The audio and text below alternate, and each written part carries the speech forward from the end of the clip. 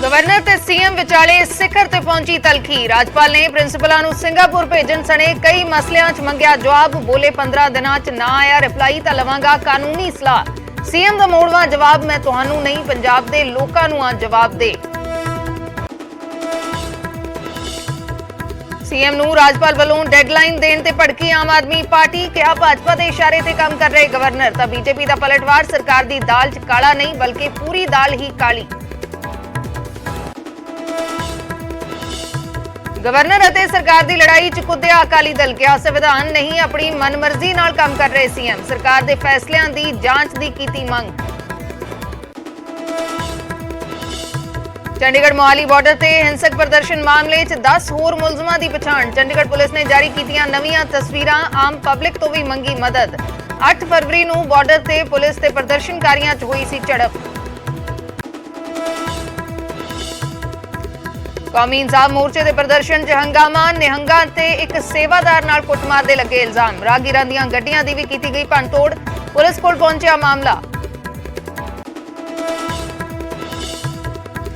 SGPC ने गुम होए 328 ਸਰੂਪਾਂ ਦੀ ਜਾਂਚ रिपोर्ट की जनतक। धामी बोले पावन ਸਰੂਪ ना लापता होए ते ना ही हुई कोई बेअदबी। पूरी घटना धोखाधड़ी दे नाल जुड़ी हुई। जिम्मेवार मुलाजमां दीयां खत्म कीतियां जा चुकियां ने सेवावां। पंजाब च विधायकों लिए अज तो शुरू होएगा 2 दिन का ट्रेनिंग सैशन। विधान सभा के कामकाज दीयां सिखाईयां जाणगियां बरीकियां। मुख्यमंत्री मान दा निवेश नूं लैके वड्डा दावा। पंजाब च होएगा 40,000 करोड़ का निवेश। 2.5 लाख तो वध नौजवानों नूं मिलेगा रोजगार। कहा यह तां प्री मॉनसून है। इन्वेस्टमेंट समिट तो बाद आएगा निवेश वाला मॉनसून। ਅੱਜ हरियाणा दौरे ते गृह मंत्री अमित शाह करनाल च कई सहकारी प्रोजेक्टां दा करनगे उद्घाटन।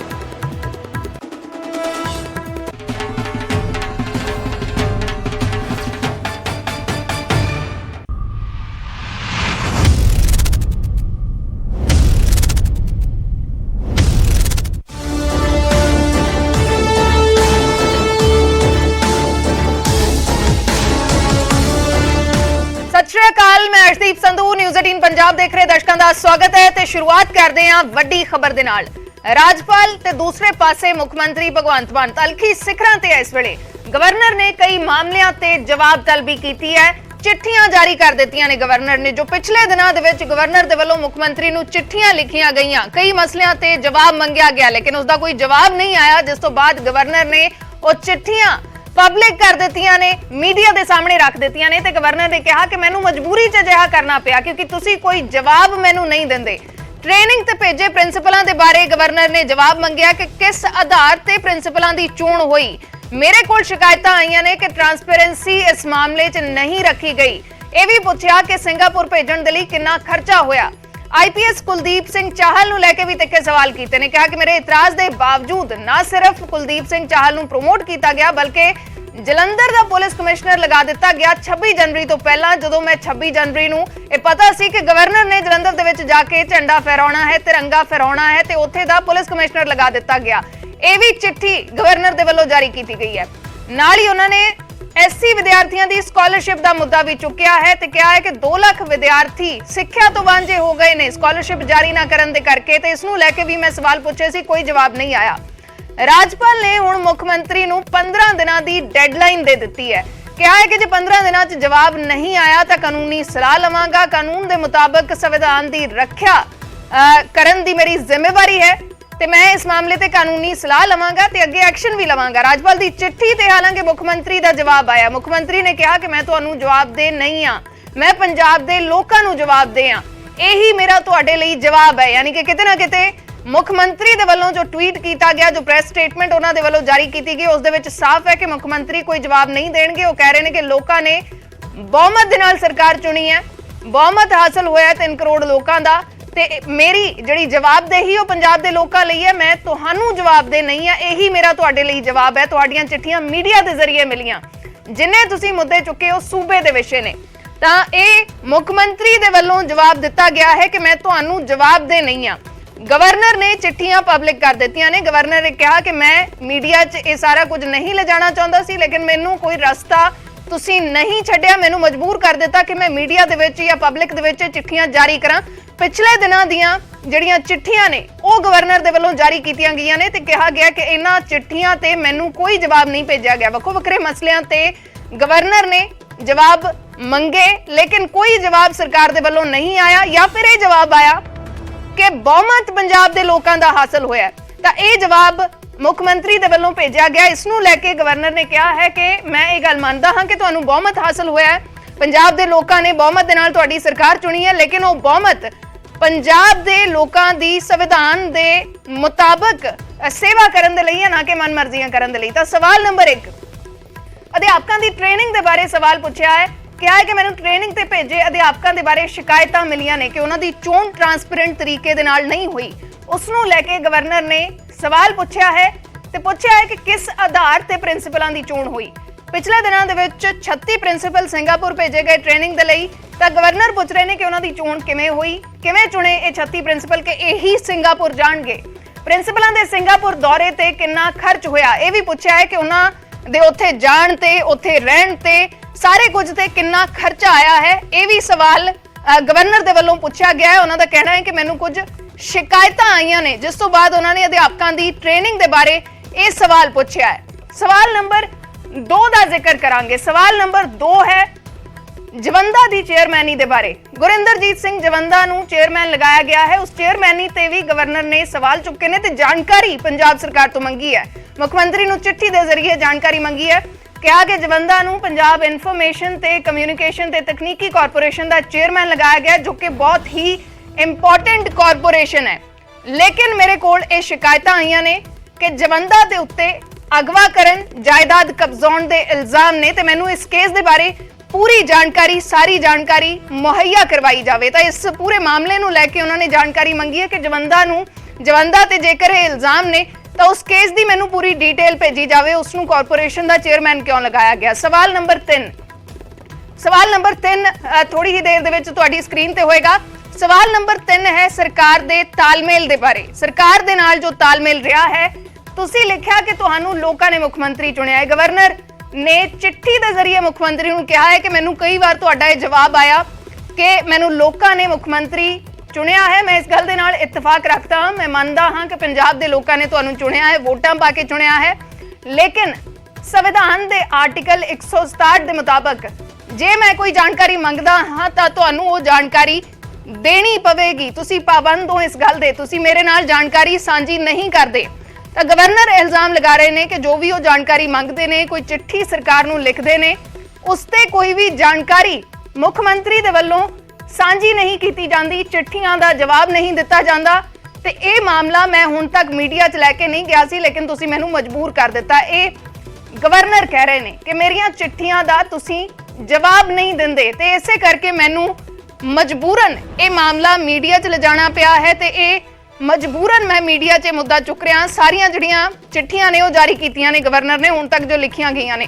ਸਵਾਲ ਨੰਬਰ 4 ਸਕਾਲਰਸ਼ਿਪ ਦਾ ਮੁੱਦਾ।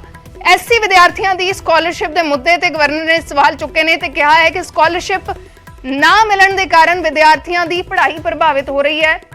2 ਲੱਖ ਤੋਂ ਜ਼ਿਆਦਾ ਜਿਹੜੇ ਵਿਦਿਆਰਥੀ ਨੇ ਉਹ ਪੜ੍ਹਾਈ ਛੱਡਣ ਦੇ ਲਈ ਮਜਬੂਰ ਹੋ ਗਏ ਨੇ। ਪਿਛਲੇ ਦਿਨਾਂ 'ਚ ਗਵਰਨਰ ਨੇ ਇਸ ਨੂੰ ਲੈ ਕੇ ਵੀ ਚਿੱਠੀ ਲਿਖੀ ਸੀ, ਲੇਕਿਨ ਉਸ ਦਾ ਵੀ ਕੋਈ ਜਵਾਬ ਨਹੀਂ ਦਿੱਤਾ ਗਿਆ ਹੈ। ਗਵਰਨਰ ਕਹਿ ਰਹੇ ਨੇ ਉਹ ਚਿੱਠੀ ਵੀ ਜਾਰੀ ਕੀਤੀ ਹੈ। ਸਵਾਲ ਨੰਬਰ 5 ਪੰਜਾਬ ਐਗਰੀਕਲਚਰ ਯੂਨੀਵਰਸਿਟੀ ਦੇ ਵਾਈਸ ਚਾਂਸਲਰ ਦੀ ਨਿਯੁਕਤੀ ਤੇ ਵੀ ਗਵਰਨਰ ਨੇ ਸਵਾਲ ਚੁੱਕੇ ਨੇ, ਫਿਰ ਤੋਂ ਸਵਾਲ ਚੁੱਕੇ ਨੇ। ਚਿੱਠੀ ਗਵਰਨਰ ਨੇ ਬਕਾਇਦਾ ਜਾਰੀ ਕੀਤੀ ਹੈ। ਉਹਨਾਂ ਦੇ ਵੱਲੋਂ ਪਿਛਲੇ ਦਿਨਾਂ 'ਚ ਇੱਕ ਚਿੱਠੀ ਲਿਖੀ ਗਈ ਪੀਏਯੂ ਦੇ ਵਾਈਸ ਚਾਂਸਲਰ ਦੀ ਨਿਯੁਕਤੀ ਨੂੰ ਲੈ ਕੇ, ਲੇਕਿਨ ਸਰਕਾਰ ਦੇ ਜਿਹੜਾ ਪੱਤਰ ਹੈ ਉਸ ਦਾ ਹਵਾਲਾ ਦਿੱਤਾ, ਉਹ ਚਿੱਠੀ ਵੀ ਜਾਰੀ ਕੀਤੀ ਹੈ ਗਵਰਨਰ ਨੇ। ਤੇ ਪੀਏਯੂ ਦੇ ਵਾਈਸ ਚਾਂਸਲਰ ਦੀ ਨਿਯੁਕਤੀ ਕਿਵੇਂ ਹੋਈ, ਵੀਸੀ ਨੂੰ ਹਟਾਉਣ ਦੇ ਲਈ ਨਿਰਦੇਸ਼ ਦਿੱਤੇ ਗਏ ਤਾਂ ਉਸ ਤੇ ਵੀ ਜਵਾਬ ਮੰਗਿਆ ਗਿਆ ਹੈ ਗਵਰਨਰ ਦੇ ਵੱਲੋਂ।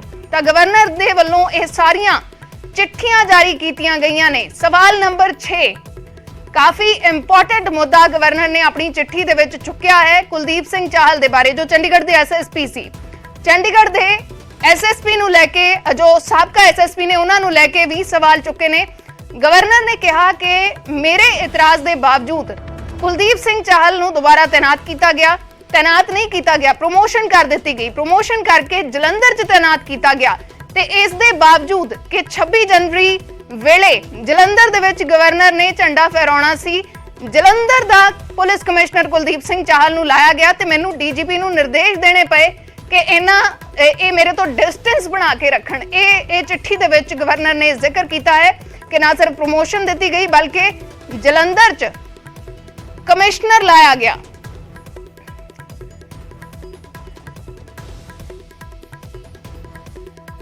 ਤਾਂ ਵੱਡੇ ਸਵਾਲ ਚੁੱਕੇ ਨੇ। ਕੁਲਦੀਪ ਸਿੰਘ ਚਾਹਲ ਨੂੰ ਕਿਹਾ ਹੈ ਕਿ ਲੱਗਦਾ ਹੈ ਕਿ ਉਹ ਸਰਕਾਰ ਦਾ ਮੁੱਖ ਮੰਤਰੀ ਦਾ ਬਲੂ ਆਈਡ ਬॉय ਹੈ, ਯਾਨੀ ਕਿ ਚਹੇਤਾ ਅਫਸਰ ਹੈ ਤੇ ਇਸੇ ਕਰਕੇ ਪ੍ਰਮੋਸ਼ਨ ਦੇ ਦਿੱਤੀ ਗਈ। ਨਿਯੁਕਤੀ ਜਿਹੜੀ ਹੈ ਉਹ ਜਲੰਧਰ ਦੇ ਵਿੱਚ ਕੀਤੀ ਗਈ ਜਿੱਥੇ ਗਵਰਨਰ ਨੇ ਜਾਣਾ ਸੀ। ਸਵਾਲ ਨੰਬਰ 7 ਨਵਲ ਅਗਰਵਾਲ ਦੇ ਬਾਰੇ ਸਵਾਲ ਕੀਤਾ ਹੈ। ਕਿਹਾ ਹੈ ਕਿ ਅਹਿਮ ਮੀਟਿੰਗਾਂ ਦੇ ਵਿੱਚ ਉਹ ਕਿਵੇਂ ਮੌਜੂਦ ਸੀ, ਜੋ ਸੀਕ੍ਰੇਟ ਮੀਟਿੰਗਾਂ ਨੇ, ਜੋ ਸਟੇਟ ਦੀ ਸੁਰੱਖਿਆ, ਦੇਸ਼ ਦੀ ਸੁਰੱਖਿਆ ਦੇ ਮਾਮਲੇ ਦੀਆਂ ਮੀਟਿੰਗਾਂ ਨੇ, ਉੱਥੇ ਸੀਨੀਅਰ ਅਧਿਕਾਰੀਆਂ ਦੇ ਵਿੱਚ ਨਵਲ ਅਗਰਵਾਲ ਕਿਵੇਂ ਮੌਜੂਦ ਸੀ। ਇਸ ਨੂੰ ਲੈ ਕੇ ਵੀ ਪਿਛਲੇ ਦਿਨਾਂ ਦੇ ਵਿੱਚ ਗਵਰਨਰ ਨੇ ਚਿੱਠੀ ਲਿਖੀ ਸੀ, ਸਰਕਾਰ ਤੋਂ ਜਵਾਬ ਮੰਗਿਆ ਸੀ ਲੇਕਿਨ ਕੋਈ ਜਵਾਬ ਨਹੀਂ ਆਇਆ। ਤਾਂ ਉਹ ਚਿੱਠੀ ਗਵਰਨਰ ਨੇ ਜਾਰੀ ਕੀਤੀ ਹੈ। ਗਵਰਨਰ ਦੀ ਚਿੱਠੀ 'ਚ ਸਵਾਲ ਨੰਬਰ 8 ਸਰਕਾਰੀ ਇਸ਼ਤਿਹਾਰਾਂ ਦੇ ਬਾਰੇ। ਸਰਕਾਰੀ ਇਸ਼ਤਿਹਾਰਾਂ ਨੂੰ ਲੈ ਕੇ ਵੀ ਗਵਰਨਰ ਨੇ ਜਾਣਕਾਰੀ ਮੰਗੀ ਸੀ ਲੇਕਿਨ ਸਰਕਾਰ ਨੇ ਕੋਈ ਜਾਣਕਾਰੀ ਨਹੀਂ ਦਿੱਤੀ। ਗਵਰਨਰ ਨੇ ਲਿਖਿਆ ਹੈ ਕਿ ਇਸ਼ਤਿਹਾਰਾਂ ਬਾਰੇ ਵਿਸਥਾਰ 'ਚ ਜਾਣਕਾਰੀ ਮੰਗੀ ਸੀ ਲੇਕਿਨ ਲੱਗਦਾ ਹੈ ਕਿ ਤੁਸੀਂ ਇਸ ਨੂੰ ਠੰਡੇ ਬਸਤੇ 'ਚ ਪਾ ਦਿੱਤਾ ਹੈ। ਕੋਈ ਜਵਾਬ ਨਹੀਂ ਆਇਆ। ਇਸ਼ਤਿਹਾਰਾਂ ਨੂੰ ਲੈ ਕੇ ਗਵਰਨਰ ਦੇ ਸਵਾਲ ਤੇ ਕੋਈ ਜਵਾਬ ਨਹੀਂ ਆਇਆ ਤੇ ਗਵਰਨਰ ਨੇ ਅਖੀਰ ਦੇ ਵਿੱਚ ਚਿੱਠੀ 'ਚ ਮੁੱਖ ਮੰਤਰੀ ਨੂੰ ਚੇਤਾਵਨੀ ਦੇ ਦਿੱਤੀ ਹੈ। ਸਰਕਾਰ ਨੂੰ ਲਿਖੀਆਂ ਚਿੱਠੀਆਂ ਸਾਂਝੀਆਂ ਕਰਦੇ ਹੋਏ ਚੇਤਾਵਨੀ ਦਿੱਤੀ ਹੈ ਕਿ ਇਹਨਾਂ ਸਵਾਲਾਂ ਤੇ 15 ਦਿਨਾਂ 'ਚ ਜਵਾਬ ਦੇ ਦਿਓ। 15 ਦਿਨਾਂ 'ਚ ਜੇ ਜਵਾਬ ਨਹੀਂ ਆਉਂਦਾ ਤਾਂ ਮੈਂ ਕਾਨੂੰਨੀ ਸਲਾਹ ਲਵਾਂਗਾ, ਸੰਵਿਧਾਨ ਦੇ ਮੁਤਾਬਕ ਐਕਸ਼ਨ ਲਵਾਂਗਾ।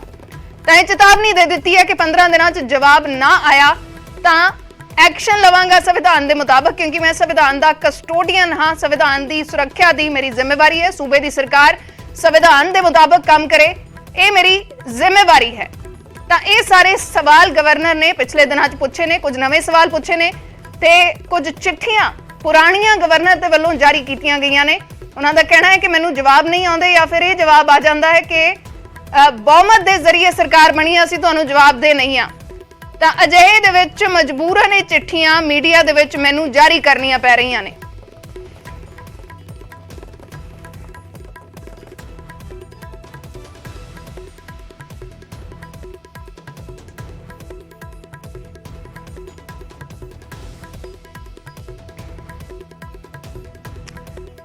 ਤਾਂ ਨਪਿੰਦਰ ਬਰਾੜ ਇਸ ਵੇਲੇ ਮੇਰੇ ਸਹਿਯੋਗੀ ਚੰਡੀਗੜ੍ਹ ਤੋਂ ਲਾਈਵ ਜੁੜੇ ਹੋਏ ਨੇ। ਨਪਿੰਦਰ, ਬਹੁਤ ਹੀ ਤਲਖ ਚਿੱਠੀ ਗਵਰਨਰ ਨੇ ਲਿਖੀ ਹੈ ਜਿਸ ਦਾ ਅਸੀਂ ਜ਼ਿਕਰ ਕਰ ਰਹੇ ਸੀ। ਪੁਰਾਣੀਆਂ ਚਿੱਠੀਆਂ ਗਵਰਨਰ ਨੇ ਜਾਰੀ ਕੀਤੀਆਂ ਨੇ ਤੇ ਕਿਹਾ ਹੈ ਕਿ ਜਾਂ ਤਾਂ ਮੈਨੂੰ ਜਵਾਬ ਨਹੀਂ ਆਉਂਦਾ ਜਾਂ ਫਿਰ ਇਹ ਕਹਿ ਦਿੱਤਾ ਜਾਂਦਾ ਹੈ ਕਿ ਬਹੁਮਤ ਦੇ ਨਾਲ ਸਰਕਾਰ ਬਣੀ ਹੈ ਤੇ ਇਸ ਕਰਕੇ ਅਸੀਂ ਤੁਹਾਨੂੰ ਜਵਾਬ ਦੇ ਨਹੀਂ ਆ। ਜਦੋਂ ਕਿ ਗਵਰਨਰ ਜ਼ਿਕਰ ਕਰ ਰਹੇ ਨੇ ਕਿ ਆਰਟੀਕਲ 167 ਦੇ ਤਹਿਤ ਜੋ ਵੀ ਉਹ ਜਾਣਕਾਰੀ ਮੰਗਣ ਸਰਕਾਰ ਉਹ ਜਾਣਕਾਰੀ ਦੇਣ ਦੀ ਪਾਬੰਦ ਹੈ। ਨਾਲ ਗਵਰਨਰ ਨੇ ਡੈਡਲਾਈਨ ਵੀ ਦੇ ਦਿੱਤੀ। ਹਾਲਾਂਕਿ ਮੁੱਖ ਮੰਤਰੀ ਦਾ ਬਿਆਨ ਆਇਆ, ਟਵੀਟ ਆਇਆ, ਇੱਕ ਪ੍ਰੈਸ ਸਟੇਟਮੈਂਟ ਜਾਰੀ ਕੀਤੀ ਗਈ ਕਿ ਮੈਂ ਤੁਹਾਨੂੰ ਜਵਾਬ ਦੇ ਨਹੀਂ ਆ। ਜੋ ਗਵਰਨਰ ਜ਼ਿਕਰ ਕਰ ਰਹੇ ਨੇ ਉਹੀ ਜਵਾਬ ਮੁੱਖ ਮੰਤਰੀ ਦਾ ਫੇਰ ਆਇਆ ਕਿ ਮੈਂ ਤੁਹਾਨੂੰ ਜਵਾਬ ਦੇ ਨਹੀਂ ਆ, ਮੈਂ ਪੰਜਾਬ ਦੇ ਲੋਕਾਂ ਨੂੰ ਜਵਾਬ ਦੇ ਆ। ਇਸ ਤਕਰਾਰ ਨੂੰ ਕਿਵੇਂ ਦੇਖਿਆ ਜਾਵੇ ਇਸ ਮੌਕੇ? ਦੇਖੋ, ਕੁੱਲ ਮਿਲਾ ਕੇ ਅਗਰ ਅਸੀਂ ਸਾਰੇ ਸਿਨੈਰੀਓ ਨੂੰ ਦੇਖੀਏ, ਸਾਰੇ ਹਾਲਾਤਾਂ ਨੂੰ ਦੇਖੀਏ ਤਾਂ ਕਿਤੇ ਨਾ ਕਿਤੇ ਜਿਸ ਤਰ੍ਹਾਂ ਦਾ ਤਕਰਾਰ ਪੈਦਾ ਹੋ ਰਿਹਾ ਤਾਂ ਸ਼ਾਇਦ ਇਹ ਤਕਰਾਰ ਪੈਦਾ ਨਹੀਂ ਹੋਣਾ ਚਾਹੀਦਾ ਸੀ। ਇਸ ਤਰ੍ਹਾਂ ਦੇ ਹਾਲਾਤ ਪੈਦਾ ਨਹੀਂ ਹੋਣੇ ਚਾਹੀਦੇ ਸੀ। ਇਸ ਦੇ ਪਿੱਛੇ ਕਾਰਨ ਜੋ ਵੀ ਰਹੇ ਹੋਣ, ਦੇਖੋ ਮੁੱਖ ਮੰਤਰੀ ਨੇ ਸਾਫ਼ ਤੌਰ ਤੇ ਜਿਹੜਾ ਸਪਸ਼ਟ ਜਵਾਬ ਦਿੱਤਾ ਉਹਨਾਂ ਨੂੰ। ਲੱਖ ਚਿੱਠੀਆਂ ਆਈਆਂ, ਜਿੰਨੀਆਂ ਮਰਜ਼ੀ ਚਿੱਠੀਆਂ ਆਈਆਂ ਹੁਣ ਗਵਰਨਰ ਪੰਜਾਬ ਦੀਆਂ, ਪਰ ਮੁੱਖ ਮੰਤਰੀ ਪੰਜਾਬ ਭਗਵੰਤ ਸਿੰਘ ਮਾਨ ਹੋਰਾਂ ਨੇ ਇੱਕ ਲਾਈਨ ਦੇ ਵਿੱਚ ਗੱਲ ਨਿਬੇੜ ਦਿੱਤੀ। ਉਹਨਾਂ ਨੇ ਸਾਫ਼ ਕਹਿ ਦਿੱਤਾ ਕਿ ਮੈਂ ਜਵਾਬ ਦੇ ਨਹੀਂ ਹਾਂ ਤੁਹਾਨੂੰ, ਕੇਂਦਰ ਦੇ ਨੁਮਾਇੰਦੇ ਨੂੰ ਅਸੀਂ ਜਵਾਬ ਦੇ ਨਹੀਂ ਆ, ਇਹ ਸਰਕਾਰ ਲੋਕਾਂ ਦੀ ਚੁਣੀ ਹੋਈ ਆ। ਔਰ ਦੂਜੀ ਗੱਲ ਉਹਨਾਂ ਇਹ ਵੀ ਕਹਿ ਦਿੱਤਾ ਕਿ ਜਿਹੜੇ ਤੁਸੀਂ ਸਾਡੇ ਤੋਂ ਜੋ ਸਵਾਲਾਂ ਦੇ ਜਵਾਬ ਮੰਗ ਰਹੇ ਹੋ ਇਹ ਸਵਾਲ ਤੁਸੀਂ ਕਰ ਹੀ ਨਹੀਂ ਸਕਦੇ, ਇਹ ਜਾਣਕਾਰੀ ਤੁਹਾਡਾ ਲੈਣਾ ਹੱਕ ਹੀ ਨਹੀਂ ਹੈ ਕਿਉਂਕਿ ਸਟੇਟ ਦੇ ਅਧਿਕਾਰ ਨੇ। ਦੇਖੋ ਵੱਖ-ਵੱਖ ਅਧਿਕਾਰ ਹੁੰਦੇ ਨੇ, ਵੱਖ-ਵੱਖ ਸਬਜੈਕਟ ਨੇ। ਕਈ ਥਾਵਾਂ ਤੇ ਸਟੇਟ ਦੇ ਅਧਿਕਾਰ ਨੇ, ਕਈ ਥਾਵਾਂ ਤੇ ਸੈਂਟਰ ਦੇ ਅਧਿਕਾਰ ਨੇ, ਕਈ ਥਾਵਾਂ ਤੇ ਗਵਰਨਰ ਦੇ ਅਧਿਕਾਰ ਨੇ। ਮੁੱਖ ਮੰਤਰੀ ਨੂੰ ਸਹੁੰ ਚੁਕਾਉਣੀ ਹੈ ਤਾਂ ਗਵਰਨਰ ਨੇ ਚੁਕਾਉਣੀ ਹੈ, ਰਾਜਪਾਲ ਨੇ ਚੁਕਾਉਣੀ ਹੈ, ਮੰਤਰੀਆਂ ਨੂੰ ਸਹੁੰ ਚੁਕਾਉਣੀ ਹੈ ਤਾਂ ਉਹਨਾਂ ਨੇ ਚੁਕਾਉਣੀ ਹੈ।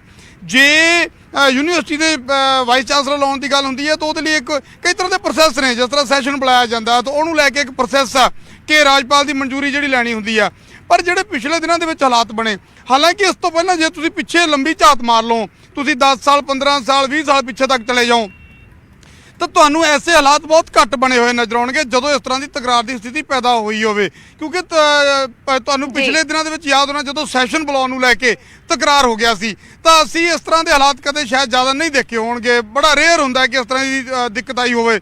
ਸੈਸ਼ਨ ਬੁਲਾਉਣ ਨੂੰ ਲੈ ਕੇ ਹੀ ਜਿਹੜਾ ਹੈਗਾ ਗਵਰਨਰ ਨੇ ਇਤਰਾਜ਼ ਜਤਾ ਦਿੱਤਾ ਹੋਵੇ ਔਰ ਮਨਜ਼ੂਰੀ ਨਾ ਦਿੱਤੀ ਹੋਵੇ, ਮਨਜ਼ੂਰੀ ਦੇ ਕੇ ਵਾਪਸ ਲੈ ਲਈ ਹੋਵੇ। ਉਸ ਤੋਂ ਬਾਅਦ ਵਾਈਸ ਚਾਂਸਲਰ ਦਾ ਮੁੱਦਾ, ਫਰੀਦਕੋਟ ਮੈਡੀਕਲ ਯੂਨੀਵਰਸਿਟੀ ਦੇ ਵਾਈਸ ਚਾਂਸਲਰ ਜਿਹੜੇ ਨੇ ਉਹਨਾਂ ਦੇ ਨਾਮ ਤੇ ਵਿਵਾਦ ਖੜਾ ਹੋ ਜਾਂਦਾ। ਫਿਰ ਕੁਲਦੀਪ ਚਹਿਲ ਹੋਰੀ ਜਿਹੜੇ ਐਸਐਸਪੀ ਚੰਡੀਗੜ੍ਹ ਸੀ ਉਹਨਾਂ ਨੂੰ ਹਟਾਇਆ ਜਾਂਦਾ ਹੈ ਔਰ ਉਸ ਤੋਂ ਬਾਅਦ ਡੀਆਈਜੀ ਕਿਉਂਕਿ ਪ੍ਰਮੋਟ ਹੋ ਜਾਂਦੇ ਨੇ ਤਾਂ ਕਮਿਸ਼ਨਰ ਜਲੰਧਰ ਲਾਇਆ ਜਾਂਦਾ, ਉਸ ਤੇ ਵੀ ਗਵਰਨਰ ਇਤਰਾਜ਼ ਜਤਾਉਂਦੇ ਨੇ। ਦੇਖੋ ਕਈ ਮੁੱਦੇ ਇਸ ਤਰ੍ਹਾਂ ਦੇ ਪੈਦਾ ਹੋਏ ਨੇ ਜਿਨ੍ਹਾਂ ਨੂੰ ਲੈ ਕੇ ਲਗਾਤਾਰ ਦੋਨੇ ਧਿਰਾਂ ਔਰ ਮੁੱਖ ਤੌਰ ਤੇ ਅਗਰ ਦੇਖਿਆ ਜਾਵੇ ਤਾਂ ਜਿਹੜੀ ਇਹ ਤਕਰਾਰਬਾਜ਼ੀ ਹੈ, ਜਦੋਂ ਕਿਤੇ ਵੀ ਤੁਸੀਂ ਚਾਹੇ ਇੱਕ ਪਰਿਵਾਰ ਦੀ ਗੱਲ ਕਰ ਲਓ, ਤੁਸੀਂ ਘਰ ਦੀ ਗੱਲ ਕਰ ਲਓ, ਤਕਰਾਰ ਹੈ ਜਿਹੜੀ ਉਹ ਕਦੇ ਵੀ ਕਿਸੇ ਲਈ ਚੰਗੀ ਸਾਬਤ ਨਹੀਂ ਹੋਈ ਹੈ। ਤਕਰਾਰ ਮਾੜੀ, ਚਾਹੇ ਉਹ ਕਲੇਸ਼ ਹੈ ਜਿਹੜਾ, ਚਾਹੇ ਉਹ ਘਰ ਦਾ ਕਲੇਸ਼ ਹੈ ਤੇ ਚਾਹੇ ਉਹ ਸੂਬੇ ਦਾ ਕਲੇਸ਼ ਹੈ ਤੇ ਚਾਹੇ ਉਹ ਸੂਬੇ ਦਾ ਤੇ ਸੈਂਟਰ ਦਾ ਕਲੇਸ਼ ਹੈ, ਉਹ ਕਲੇਸ਼ ਕਿਤੇ ਨਾ ਕਿਤੇ ਨੁਕਸਾਨਦਾਇਕ ਆ, ਮਾੜਾ। ਔਰ ਅਗਰ ਇਸੇ ਤਰ੍ਹਾਂ ਦੋਨਾਂ ਧਿਰਾਂ ਦੇ ਵਿੱਚ ਤਕਰਾਰ ਬਣੀ ਰਹਿੰਦੀ ਹੈ, ਦੇਖੋ ਸੰਵਿਧਾਨਕ ਚੀਜ਼ਾਂ ਨੇ, ਕਾਨੂੰਨੀ ਚੀਜ਼ਾਂ ਨੇ, ਆਮ ਲੋਕਾਂ ਨੂੰ ਤਾਂ ਸ਼ਾਇਦ ਉਹਨਾਂ ਐਕਟ ਦਾ ਵੀ ਪਤਾ ਨਹੀਂ ਹੋਏਗਾ ਜਿਹੜੇ ਐਕਟ ਦੇ ਤਹਿਤ, ਦੇਖੋ ਮੁੱਖ ਮੰਤਰੀ ਆਪਣੇ ਅਧਿਕਾਰਾਂ ਦੀ ਗੱਲ ਕਰਦੇ ਨੇ, ਗਵਰਨਰ ਆਪਣੇ ਅਧਿਕਾਰਾਂ ਦੀ ਗੱਲ ਕਰਦੇ ਨੇ, ਦੋਨੇ ਆਪਣੇ ਆਪਣੇ ਦਾਅਵੇ ਕਰਦੇ ਨੇ। ਉਹ ਕਹਿੰਦੇ ਆ ਕਿ ਮੈਂ ਤੁਹਾਡੇ ਤੋਂ ਮੰਗ ਸਕਦਾ ਸਵਾਲਾਂ ਦੇ ਜਵਾਬ, ਮੁੱਖ ਮੰਤਰੀ ਕਹਿੰਦੇ ਨੇ ਤੁਹਾਨੂੰ ਇਹਨਾਂ ਦਾ ਅਧਿਕਾਰ ਨਹੀਂ ਹੈ। ਦੋਨਾਂ ਧਿਰਾਂ ਦੇ ਵਿੱਚ ਪਿਸਰਾਂ ਕੀ ਨੇ? ਸੂਬੇ ਨੇ। ਸੂਬੇ ਦਾ ਕਈ ਥਾਵਾਂ ਤੇ ਕਈ ਵਾਰ ਕੀ ਹੁੰਦਾ ਹੈ ਕਿ ਦੋਨਾਂ ਧਿਰਾਂ ਦੀ ਤਕਰਾਰ ਦੇ ਵਿੱਚ ਕਈ ਐਸੇ ਇਸ਼ੂ ਜਿਹੜੇ ਨੇ ਇਹ ਵੀ ਸਮਝਣਾ ਚਾਹਾਂਗੇ, ਤਕਰਾਰ ਤਾਂ ਕਾਫੀ ਸਮੇਂ ਤੋਂ ਨਜ਼ਰ ਆ ਰਹੀ ਹੈ। ਇਹ ਵੀ ਸਮਝਣਾ ਚਾਹਾਂਗੇ ਕਿ ਗਵਰਨਰ ਜਦੋਂ ਇਹ ਕਹਿ ਰਹੇ ਨੇ ਕਿ ਮੈਂ ਅਗਰ ਤੁਸੀਂ ਜਵਾਬ ਨਹੀਂ ਦਿੰਦੇ 15 ਦਿਨਾਂ ਦੇ ਅੰਦਰ ਤਾਂ ਮੈਂ ਕਾਨੂੰਨੀ ਸਲਾਹ ਲਵਾਂਗਾ, ਸੰਵਿਧਾਨ ਦੇ ਮੁਤਾਬਕ ਐਕਸ਼ਨ ਵੀ ਲਵਾਂਗਾ, ਜੋ ਉਹਨਾਂ ਨੇ ਚਿੱਠੀ ਦੇ ਵਿੱਚ ਜ਼ਿਕਰ ਕੀਤਾ ਹੈ। ਮੁੱਖ ਮੰਤਰੀ ਦੂਸਰੇ ਪਾਸੇ ਕਹਿ ਰਹੇ ਨੇ ਕਿ ਮੈਂ ਤੁਹਾਨੂੰ ਜਵਾਬ ਦੇ ਨਹੀਂ ਆ, ਇਹੀ ਮੇਰਾ ਜਵਾਬ ਹੈ। ਮੰਨਿਆ ਜਾ ਸਕਦਾ ਹੈ ਕਿ ਮੁੱਖ ਮੰਤਰੀ ਕੋਈ ਜਵਾਬ 15 ਦਿਨਾਂ 'ਚ ਵੀ ਨਹੀਂ ਦੇਣਗੇ, ਤਾਂ ਅਜਿਹੇ ਦੇ ਵਿੱਚ ਕੀ ਐਕਸ਼ਨ ਗਵਰਨਰ ਲੈ ਸਕਦੇ ਨੇ? ਦੇਖੋ ਜਿਸ ਤਰ੍ਹਾਂ ਦਾ ਜਵਾਬ ਮੁੱਖ ਮੰਤਰੀ ਨੇ ਕੱਲ ਦਿੱਤਾ ਤਾਂ ਉਹਨੂੰ ਤਾਂ ਜਵਾਬ ਹੀ ਸਮਝੋ, ਪੰਜਾਬੀ ਦੇ ਵਿੱਚ ਕਹਿ ਦਿੰਦੇ ਇਹਨੂੰ ਤੁਸੀਂ ਨਾ ਹੀ ਸਮਝੋ। ਯਾਨੀ ਕਿ ਮੁੱਖ ਮੰਤਰੀ ਨੇ ਕੱਲ ਇੱਕ ਪਹਿਰੇ ਦੇ ਵਿੱਚ ਗੱਲ ਨਿਬੇੜ ਦਿੱਤੀ ਹੈ। ਇੱਕ ਪਹਿਰਾ ਵੀ ਮੈਨੂੰ ਲੱਗਦਾ ਕਿ ਬੜਾ ਨਿੱਕਾ ਜਿਹਾ ਚਰਕ ਲੈਣਾ ਚ ਉਹਨੇ ਗੱਲ ਨਿਬੇੜਤੀ ਕਿ ਤੁਹਾਨੂੰ ਜਵਾਬ ਦੇ ਨਹੀਂ ਹੈ, ਲੋਕਾਂ ਨੇ ਸਾਨੂੰ ਚੁਣਿਆ, ਸਾਡੇ ਅਧਿਕਾਰ ਨੇ ਸੂਬੇ ਦੇ ਅਧਿਕਾਰਾਂ ਦੇ ਵਿੱਚ ਤੁਸੀਂ ਦਖਲਅੰਦਾਜ਼ੀ ਨਹੀਂ ਕਰ ਸਕਦੇ, ਸੈਂਟਰ ਦੇ ਇਸ ਨੁਮਾਇੰਦੇ ਨੂੰ ਅਸੀਂ ਜਵਾਬ ਦੇ ਨਹੀਂ ਹੈ, ਸਾਫ਼ ਕਰ ਦਿੱਤਾ। ਤਾਂ ਮੁੱਖ ਮੰਤਰੀ ਦੇ ਇਸ ਜਵਾਬ ਨੂੰ ਤਾਂ ਜਵਾਬ ਹੀ ਸਮਝੋ ਤੁਸੀਂ। ਤਾਂ ਇਸ ਗੱਲ ਤੋਂ ਕਿਤੇ ਨਾ ਕਿਤੇ ਸੰਕੇਤ ਇਹੀ ਨੇ ਕਿ ਅਗਰ ਤਾਲਮੇਲ ਹੈ ਜਿਹੜਾ, ਅਗਰ ਕਿਸੇ ਕਿਸਮ ਦਾ ਜਵਾਬ ਭੇਜਿਆ ਜਾਣਾ ਹੁੰਦਾ ਤਾਂ ਸ਼ਾਇਦ ਉਹ ਕੱਲ ਵਾਲੇ ਜਿਹੜੀ ਲਾਈਨ ਹੈ ਉਹ ਨਾ ਆਉਂਦੀ। ਪਰ ਜਿਹੜਾ ਮੁੱਖ ਮੰਤਰੀ ਨੇ ਸਾਫ਼ ਕਰ ਦਿੱਤਾ ਕਿ ਮੈਂ ਤੁਹਾਨੂੰ ਜਵਾਬ ਦੇ ਨਹੀਂ ਹੈ ਤੇ ਤੁਸੀਂ ਇਸੇ ਨੂੰ ਜਵਾਬ ਸਮਝੋ, ਤਾਂ ਯਾਨੀ ਚਿੱਠੀ ਇੱਕ ਆ ਜੇ ਤੇ ਚਾਹੇ 10 ਆ ਜਾਣ, ਇਹ ਉਹਨਾਂ ਨੇ ਜਵਾਬ ਸਾਫ਼ ਕਰ ਦਿੱਤਾ ਕਿ ਸਾਡਾ ਜਵਾਬ ਇਹੀ ਹੈ। ਪਰ ਜਿਹੜੀ ਗੱਲ ਕਰ ਦਿੱਤੀ ਹੈ ਗਵਰਨਰ ਨੇ ਕਿ ਅਸੀਂ ਕਾਨੂੰਨੀ ਰਾਏ ਲਵਾਂਗੇ, ਦੇਖੋ ਆਪਾਂ ਪਹਿਲਾਂ ਵੀ ਜ਼ਿਕਰ ਕਰ ਰਹੇ ਸੀ, ਮੁੱਖ ਮੰਤਰੀ ਕਈ ਐਕਟ ਦਾ ਹਵਾਲਾ ਦਿੰਦੇ ਨੇ, ਮੁੱਖ ਮੰਤਰੀ ਕਈ ਤਰ੍ਹਾਂ ਦੇ ਕਾਨੂੰਨਾਂ ਦਾ ਹਵਾਲਾ ਦਿੰਦੇ ਨੇ, ਮੁੱਖ ਮੰਤਰੀ ਸੂਬੇ ਦੇ ਅਧਿਕਾਰਾਂ ਦਾ ਹਵਾਲਾ ਦਿੰਦੇ ਨੇ। ਔਰ ਜੇਕਰ ਮੁੱਖ ਮੰਤਰੀ ਹਵਾਲਾ ਦੇ ਰਹੇ ਨੇ ਤਾਂ ਜ਼ਾਹਿਰ ਜੀ ਗੱਲ ਹੈ ਜਿਹੜੇ ਨਿਯਮਾਂ ਦਾ ਉਹ ਹਵਾਲਾ ਦਿੰਦੇ ਨੇ ਉਹ ਵਾਕਈ ਉਹ ਨਿਯਮ ਅਗਰ ਹੈਗੇ ਨੇ ਤਾਂ ਉਹਦਾ ਹਵਾਲਾ ਦਿੱਤਾ ਜਾ ਰਿਹਾ। ਪਰ ਦੂਜੇ ਪਾਸੇ ਅਗਰ ਗਵਰਨਰ ਵੀ ਆਪਣੇ ਨਿਯਮਾਂ ਦਾ ਹਵਾਲਾ ਦਿੰਦੇ ਨੇ, ਦੇਖੋ ਕਈ ਵਾਰ ਕੀ ਹੁੰਦਾ ਦੋਨਾਂ ਤਰ੍ਹਾਂ ਦੇ ਵਿੱਚ ਕਈ ਐਸੇ ਨਿਯਮ ਹੁੰਦੇ ਨੇ ਜਿਨ੍ਹਾਂ ਦੇ ਵਿੱਚ ਕੋਈ ਨਾ ਕੋਈ ਪੇਚ ਫਸਿਆ ਰਹਿ ਜਾਂਦਾ। ਤੁਸੀਂ ਜਿਹੜੇ ਕੇਂਦਰੀ ਖੇਤੀ ਕਾਨੂੰਨ ਸੀ ਉਹਨਾਂ ਖੇਤੀ ਕਾਨੂੰਨਾਂ ਦਾ ਤੁਸੀਂ ਇੱਕ ਐਗਜ਼ਾਮਪਲ ਲੈ ਲਓ, ਖੇਤੀ ਜਿਹੜਾ ਹੈਗਾ ਸਟੇਟ ਸਬਜੈਕਟ ਹੈ, ਯਾਨੀ ਸੂਬੇ ਨੇ ਖੇਤੀ ਨਾਲ ਜੁੜੇ ਹੋਏ ਕਾਨੂੰਨ ਬਣਾਉਣੇ ਹੁੰਦੇ ਆ, ਫੈਸਲੇ ਲੈਣੇ ਹੁੰਦੇ ਆ। ਪਰ ਇੱਥੇ ਕੀ ਹੋਇਆ, ਵਿੱਚ ਦੀ ਰਸਤਾ ਕੱਢਿਆ ਗਿਆ, ਉਹਨੂੰ ਵਪਾਰ ਨਾਲ ਜੋੜ ਕੇ ਥੋੜਾ ਜਿਹਾ ਜਿੱਦਾਂ ਨਹੀਂ ਸਿੱਧਾ ਕੰਨ ਫੜਨ ਦੀ ਬਜਾਏ ਥੋੜਾ ਜਿਹਾ ਪਿੱਛੇ ਦੀ ਕਰਕੇ ਕੰਨ ਫੜ ਲਿਆ, ਉਹਨੂੰ ਥੋੜੇ ਘੁਮਾ ਫਰਾ ਕੇ ਸੈਂਟਰ ਦੇ ਅੰਡਰ ਕਰ ਲਿਆ ਗਿਆ। ਇਹੀ ਚੀਜ਼ਾਂ ਨੇ, ਕਈ ਵਾਰ ਐਸੇ ਨਿਯਮ ਹੁੰਦੇ ਨੇ, ਦੇਖੋ ਬੜਾ ਸੋਚ ਸਮਝ ਕੇ ਸੰਵਿਧਾਨ ਲਿਖਿਆ ਗਿਆ, ਬੜਾ ਸੋਚ ਸਮਝ ਕੇ ਕਾਨੂੰਨ ਬਣਾਏ ਗਏ ਨੇ। ਜਿਹੜੇ ਸਵਾਲ ਗਵਰਨਰ ਪੁੱਛ ਰਹੇ ਨੇ ਉਹਨਾਂ ਦੇ ਉੱਤੇ ਕੀ ਜਵਾਬ ਦਿੱਤਾ ਜਾਣਾ ਹੈ, ਜਾਂ ਫਿਰ ਜਿਵੇਂ ਮੁੱਖ ਮੰਤਰੀ ਕਹਿ ਰਹੇ ਨੇ ਕਿ ਮੈਂ ਸਿਰਫ ਲੋਕਾਂ ਨੂੰ ਜਵਾਬ ਦਿਆਂ, ਤੁਹਾਨੂੰ ਨਹੀਂ ਆ। ਫਿਲਹਾਲ ਦੇ ਲਈ ਸ਼ੁਕਰੀਆ ਨਵਿੰਦਰ। ਸਾਡੇ ਨਾਲ ਇਸ ਵੇਲੇ ਨੀਲ ਗਰਗ ਜੁੜ ਚੁੱਕੇ ਨੇ ਆਮ ਆਦਮੀ ਪਾਰਟੀ ਤੋਂ ਤੇ ਅਨਿਲ ਸਰੀਨ ਜੁੜ ਚੁੱਕੇ ਨੇ ਬੀਜੇਪੀ ਤੋਂ। ਨੀਲ ਜੀ ਪਹਿਲਾਂ ਤੁਹਾਡਾ ਰੁਖ ਕਰਦੇ ਹਾਂ, ਸਵਾਗਤ ਹੈ ਨਿਊਜ਼ 18 ਪੰਜਾਬ ਤੇ। ਗਵਰਨਰ ਦੇ ਵੱਲੋਂ ਤਿੱਖੇ ਸਵਾਲ ਕੀਤੇ ਗਏ ਨੇ, ਤਿੱਖੇ ਸਵਾਲ ਨਹੀਂ ਸਗੋਂ ਜਿਹੜੀ ਚਿੱਠੀ ਦਾ ਉਹਨਾਂ ਨੇ ਜਿਹੜੀ ਚਿੱਠੀ ਲਿਖੀ ਹੈ ਉਸ ਦੇ ਨਾਲ ਉਹਨਾਂ ਨੇ ਇੱਕ ਫਹਿਰਿਸਤ ਚਿੱਠੀਆਂ ਦੀ ਨਾਲ ਅਟੈਚ ਕੀਤੀ ਹੈ ਕਿ ਇਹ ਚਿੱਠੀਆਂ ਮੈਂ ਵੱਖ-ਵੱਖ ਸਮੇਂ ਤੇ ਤੁਹਾਨੂੰ ਲਿਖੀਆਂ ਨੇ, ਲੇਕਿਨ ਮੈਨੂੰ ਇਸ ਤੇ ਕੋਈ ਜਵਾਬ ਨਹੀਂ ਆਇਆ, ਜਾਂ ਮੈਨੂੰ ਇਹ ਜਵਾਬ ਆ ਜਾਂਦਾ ਹੈ ਕਿ ਜੀ ਲੋਕਾਂ ਨੇ ਸਾਡੀ ਸਰਕਾਰ ਚੁਣੀ ਹੈ, ਬਹੁਮਤ ਹਾਸਲ ਹੋਇਆ, ਅਸੀਂ ਤੁਹਾਨੂੰ ਜਵਾਬ ਦੇ ਨਹੀਂ ਆ, ਜੋ ਮੁੱਖ ਮੰਤਰੀ ਨੇ ਕੱਲ ਵੀ ਜਵਾਬ ਦਿੱਤਾ ਹੈ। ਇਸ ਸਭ ਨੂੰ ਕਿਵੇਂ ਦੇਖ ਰਹੀ ਹੈ ਆਮ ਆਦਮੀ ਪਾਰਟੀ ਤੇ ਸਰਕਾਰ ਕਿਵੇਂ ਦੇਖ ਰਹੀ ਹੈ? ਦੇਖੋ ਮੈਡਮ, ਮੈਂ ਗੱਲ ਸੁਣ ਰਿਹਾ ਸੀ ਜੋ ਨੁਪਿੰਦਰ ਜੀ ਵੀ ਸਾਰੇ ਉਸ ਚੀਜ਼ ਨੂੰ ਐਕਸਪਲੇਨ ਕਰ ਰਹੇ ਸੀ। ਮਸਲਾ ਤਲਖੀ ਦਾ ਨਹੀਂ ਹੈ, ਮਸਲਾ ਹੈਗਾ ਰਾਜਨੀਤੀ ਦਾ। ਔਰ ਜਿਸ ਤਰੀਕੇ ਨਾਲ ਗਵਰਨਰ ਸਾਹਿਬ ਨੇ ਜਿਹੜਾ ਹੈਗਾ ਗਵਰਨਰ ਹਾਊਸ ਨੂੰ ਰਾਜਨੀਤੀ ਦਾ ਅਖਾੜਾ ਬਣਾਇਆ ਹੈਗਾ, ਉਹ ਬੜਾ ਮੰਦਭਾਗਾ ਹੈਗਾ। ਨੋ ਜਿਹੜਾ ਹੈਗਾ ਗਵਰਨਰ ਹੈਗਾ ਉਹ ਕਨਸਟੀਟਿਊਸ਼ਨਲ ਹੈਡ ਹੁੰਦਾ ਹੈ ਸਟੇਟ ਦਾ, ਬਟ ਜਿਹੜਾ ਦੂਸਰੇ ਬੰਨੇ ਮੁੱਖ ਮੰਤਰੀ ਇਲੈਕਟਡ ਹੈਡ ਹੁੰਦਾ ਹੈ ਸਟੇਟ ਦਾ। ਉਹ ਜਿਹੜੇ ਸੰਵਿਧਾਨ ਦੀ ਉਹ ਜਾਨੀ ਕਿ ਜ਼ਿਕਰ ਕਰ ਰਹੇ ਨੇ 167 ਜਿਹੜੇ ਦੇ ਜ਼ਿਕਰ ਕਰ ਰਹੇ ਨੇ, 167 ਦੇ ਵਿੱਚ ਤੇ ਹੋਰ ਬਹੁਤ ਕੁਝ ਲਿਖਿਆ ਹੋਇਆ। ਉਹ 167 ਜੇ ਉਹਨਾਂ ਕੋਲੇ ਪਾਵਰਾਂ ਹੈਗੀਆਂ, ਇਹਦਾ ਮਤਲਬ ਸਿਆਸਤ ਕਰਨਾ ਥੋੜਾ ਨਾ ਹੁੰਦਾ। ਇਹ ਜਿਹੜੀ ਚਿੱਠੀ ਹੈਗੀ ਹੈ ਮੀਡੀਆ ਨੂੰ ਜਾਨੀ ਕਿ ਲੀਕ ਕਰਨਾ, ਇਹ ਤੇ ਸੰਵਿਧਾਨ ਦੀ ਵੈਸੇ ਸ਼ਰੇਆਮ ਉਲੰਘਣਾ ਹੈ। ਕਹਿ ਰਹੇ ਨੇ ਕਿ ਸਰਕਾਰ ਨੇ ਮਜਬੂਰ ਕਰ ਦਿੱਤਾ ਮੈਨੂੰ, ਮੈਂ ਇਹ ਸਾਰੀਆਂ ਚੀਜ਼ਾਂ ਮੀਡੀਆ 'ਚ ਨਹੀਂ ਲਿਜਾਣਾ ਚਾਹੁੰਦਾ ਸੀ, ਲੇਕਿਨ ਮੈਨੂੰ ਕੋਈ ਜਵਾਬ ਹੀ ਨਹੀਂ ਦਿੰਦੇ। ਮੈਡਮ ਮੇਰੀ ਗੱਲ ਸੁਣੋ ਨਾ, ਜਿਹੜੀ ਅੱਜ ਉਹ ਕਹਿ ਰਹੇ ਆ ਅਸੀਂ ਕਾਨੂੰਨੀ ਯਾਨੀ ਕਿ ਸਲਾਹ ਲੈ ਸਕਦੇ ਹਾਂ, ਜੇ ਕੋਈ ਚਿੱਠੀਆਂ ਦਾ ਜਿਨ੍ਹਾਂ ਦਾ ਉਹਨਾਂ ਨੂੰ ਅਧਿਕਾਰ ਹੈ, ਜੇ ਉਸ ਚਿੱਠੀਆਂ ਦਾ ਕੋਈ ਜਵਾਬ ਨਹੀਂ ਦਿੰਦਾ ਤਾਂ ਨੈਚੁਰਲੀ ਉਹ ਕਾਨੂੰਨੀ ਸਲਾਹ ਲੈ ਸਕਦੇ ਸੀ। ਤੇ ਲੇਕਿਨ ਉਹਨਾਂ ਦਾ ਮਕਸਦ ਜਿਹੜਾ ਹੈਗਾ ਸੰਵਿਧਾਨਿਕ ਨਹੀਂ ਹੈ। ਸੰਵਿਧਾਨ ਦੇ ਵਿੱਚ ਜਿਹੜਾ ਸਾਡਾ ਫੈਡਰਲ ਸਟਰਕਚਰ ਹੈਗਾ, ਇਸ ਦੇ ਵਿੱਚ ਚੁਣੀ ਹੋਈ ਸਰਕਾਰ ਦੀਆਂ ਸ਼ਕਤੀਆਂ ਹੁੰਦੀਆਂ ਨੇ, ਔਰ ਜਿਹੜਾ ਗਵਰਨਰ ਹੈ ਉਹਨੇ ਕੈਬਨਿਟ ਦੇ ਮੁਤਾਬਕ ਹੀ ਕੰਮ ਕਰਨਾ ਹੁੰਦਾ, ਜਿਹੜਾ ਕਿ ਰਾਸ਼ਟਰਪਤੀ ਦਾ ਨੁਮਾਇੰਦਾ ਹੁੰਦਾ ਹੈਗਾ। ਲੇਕਿਨ ਜਿਹੜੀ ਬੀਜੇਪੀ ਦੀ ਜਦੋਂ ਦੀ ਸਰਕਾਰ ਆਈ ਹੈ, ਇਸ ਨੇ ਫੈਡਰਲ ਸਟਰਕਚਰ ਦੇ ਉੱਤੇ ਲਗਾਤਾਰ ਸੱਟ ਮਾਰੀ ਹੈ। ਖਾਸ ਕਰਕੇ ਇਹਨੂੰ ਪੰਜਾਬੀਆਂ ਦਾ ਫੈਡਰਲ ਸਟਰਕਚਰ ਜਿਹੜਾ ਹੈਗਾ, ਪੰਜਾਬੀ ਇਸ ਫੈਡਰਲ ਸਟਰਕਚਰ 'ਚ ਕੰਮ ਕਰਨ, ਉਹ ਇਹਨਾਂ ਨੂੰ ਪਸੰਦ ਨਹੀਂ ਹੈਗਾ। ਪੰਜਾਬ ਦੇ ਨਾਲ ਇਹਨਾਂ ਨੂੰ ਨਫ਼ਰਤ ਹੈ। ਜੀ, ਤੁਸੀਂ ਕਹਿ ਰਹੇ ਹੋ ਕਿ ਸਿਆਸਤ ਹੋ ਰਹੀ ਹੈ, ਸਿਆਸਤ ਹੋ ਰਹੀ ਹੈ। ਅਨਿਲ ਸਰੀਨ ਵੀ ਸਾਡੇ ਨਾਲ ਜੁੜੇ ਹੋਏ ਨੇ, ਉਹਨਾਂ ਨੂੰ ਵੀ ਜੋੜ ਲਈਏ। ਅਨਿਲ ਜੀ, ਸਵਾਗਤ ਹੈ ਨਿਊਜ਼ 18 ਪੰਜਾਬ ਤੇ। ਕੀ ਕੁਝ ਕਹਿਣਾ ਚਾਹੋਗੇ? ਆਮ ਆਦਮੀ ਪਾਰਟੀ ਸਿੱਧਾ ਕਹਿ ਰਹੀ ਹੈ ਕਿ ਸਿਆਸਤ ਹੋ ਰਹੀ ਹੈ। ਜਿੱਥੇ ਬੀਜੇਪੀ ਹੁਣ ਗਵਰਨਰ ਲਗਾ ਰਹੀ ਹੈ, ਉਹ ਸਰਕਾਰ 'ਚ ਦਖਲ ਅੰਦਾਜ਼ੀ ਕਰ ਰਹੇ ਨੇ। ਜਿਹੜੇ ਅਧਿਕਾਰ ਦਾ ਹਵਾਲਾ ਦੇ ਰਹੇ ਨੇ ਗਵਰਨਰ, ਅਗਰ ਉਹ ਕਾਨੂੰਨੀ ਸਲਾਹ ਲੈਣਾ ਚਾਹੁੰਦੇ ਨੇ ਤਾਂ ਉਹ ਲੈ ਸਕਦੇ ਨੇ, ਲੇਕਿਨ ਉਹ ਸਰਕਾਰ ਦੇ ਕੰਮਾਂ 'ਚ ਦਖਲ ਅੰਦਾਜ਼ੀ ਕਰ ਰਹੇ ਨੇ, ਸਿਆਸਤ ਕਰ ਰਹੇ ਨੇ। ਇਹਨਾਂ ਨੇ ਨੀਲਕੰਠ ਜੀ ਮੇਰੇ ਭਰਾ ਨੇ, ਇਹਨਾਂ ਨੇ ਦੋ ਗੱਲਾਂ ਕਹੀਆਂ ਨੇ, ਮੈਂ ਦੋਨਾਂ ਦਾ ਮੈਨੂੰ ਅਲੱਗ-ਅਲੱਗ ਉੱਤਰ ਦੇਣਾ ਪਏਗਾ ਜੀ। ਸਭ ਤੋਂ ਪਹਿਲੀ ਗੱਲ ਇਹਨਾਂ ਨੇ ਕਹੀ ਕਿ ਬੀਜੇਪੀ ਪੰਜਾਬੀਆਂ ਦੇ ਹਿਤੈਸ਼ੀ ਨਹੀਂ ਗੀ। ਮੈਨੂੰ ਇੱਕ ਚੀਜ਼ ਦੱਸ ਦੇਣ ਕਿ ਅਰਵਿੰਦ ਕੇਜਰੀਵਾਲ ਨਾਲ ਜਿਹੜਾ MOU ਕਰਕੇ ਤੁਸੀਂ ਪੰਜਾਬੀਅਤ ਔਰ ਪੰਜਾਬੀਆਂ ਨੂੰ ਉਹਦੇ ਚਰਨਾਂ 'ਚ ਰੱਖ ਕੇ ਗਿਰਵੀ ਰੱਖ ਕੇ ਆਏ ਸੀਗੇ, ਕਿਆ ਉਹ ਪੰਜਾਬ ਨਾਲ ਧਰੋ ਨਹੀਂਗਾ? ਕਿਆ ਸਾਰੇ ਮੰਤਰੀਆਂ ਦੇ ਨਾਲ ਦਿੱਲੀ ਤੋਂ ਲਿਆ ਕੇ ਤੁਸੀਂ OSD ਬਿਠਾਏ ਹੋਏ ਨੇ, ਕਿਆ ਇਹ ਪੰਜਾਬੀਆਂ ਦੀ ਕਾਬਲੀਅਤ ਦੇ ਉੱਤੇ ਪ੍ਰਸ਼ਨ ਚਿੰਨ੍ਹ ਨਹੀਂਗਾ ਕਿ ਤੁਹਾਨੂੰ ਪੰਜਾਬ 'ਚੋਂ ਕੋਈ ਬੰਦਾ ਨਹੀਂ ਮਿਲਿਆ ਕਿ ਤੁਸੀਂ ਆਪਣੇ ਮੰਤਰੀਆਂ ਦਾ OSD ਬਣਾ ਸਕੋ? ਦੂਜੀ ਗੱਲ, ਅਗਰਵਾਲ ਜਿਹੜਾ ਹੈਗਾ ਅਰਵਿੰਦ ਕੇਜਰੀਵਾਲ ਦਾ ਖਾਸ ਰਿਪਰੈਜ਼ੈਂਟੇਟਿਵ ਰਾਈਟ ਹੈਂਡ ਆਦਮੀ, ਉਹ DGP ਔਰ ਚੀਫ ਸੈਕਟਰੀ ਦੀ ਮੀਟਿੰਗ, ਕੰਫੀਡੈਂਸ਼ੀਅਲ ਮੀਟਿੰਗ ਦੇ ਵਿੱਚ ਕੀ ਕਰਦਾ ਹੈ? ਕਿਆ ਇਹ ਤੁਸੀਂ ਪੰਜਾਬੀਆਂ ਨਾਲ ਧਰੋ ਨਹੀਂ ਕਰ ਰਹੇ? ਕਿਆ ਇਹ ਪੰਜਾਬੀਆਂ ਨਾਲ ਧੱਕਾ ਨਹੀਂ ਕਰ ਰਹੇ? ਕਿਆ ਪੰਜਾਬੀਆਂ ਨੂੰ ਤੁਸੀਂ ਘੱਟ ਅਕਲ ਸਮਝ ਲਿਆ? ਪੰਜਾਬ ਦੇ ਜੇ ਸਭ ਤੋਂ ਵਿਰੁੱਧ ਕੋਈ ਕੰਮ ਕਰ ਰਿਹਾ ਹੈ ਤਾਂ ਉਹ ਹੈਗੀ ਹੈ ਆਮ ਆਦਮੀ ਪਾਰਟੀ, ਜਿਸ ਨੇ ਪੂਰੇ ਪੰਜਾਬ ਨੂੰ ਅਰਵਿੰਦ ਕੇਜਰੀਵਾਲ ਦੀ ਗੋਦੀ 'ਚ ਰੱਖ ਦਿੱਤਾ, ਚਰਨਾਂ 'ਚ ਰੱਖ ਦਿੱਤਾ ਕਿ ਆਓ ਪੰਜਾਬੀਆਂ ਦੇ ਮੂੰਹ 'ਤੇ ਚਪੇੜਾ ਮਾਰੋ, ਇੱਥੇ ਕੋਈ ਕਾਬਲ ਬੰਦਾ ਨਹੀਂਗਾ, ਦਿੱਲੀ ਤੋਂ ਕਾਬਲ ਬੰਦੇ ਆ ਕੇ ਸਰਕਾਰ ਚਲਾਉਣਗੇ। ਇਹ ਤਾਂ ਹੋ ਗਿਆ ਪੰਜਾਬੀ ਦਾ ਜਵਾਬ। ਹੁਣ ਆ ਗਈ ਗੱਲ ਗਵਰਨਰ ਸਾਹਿਬ ਵਾਲੀ।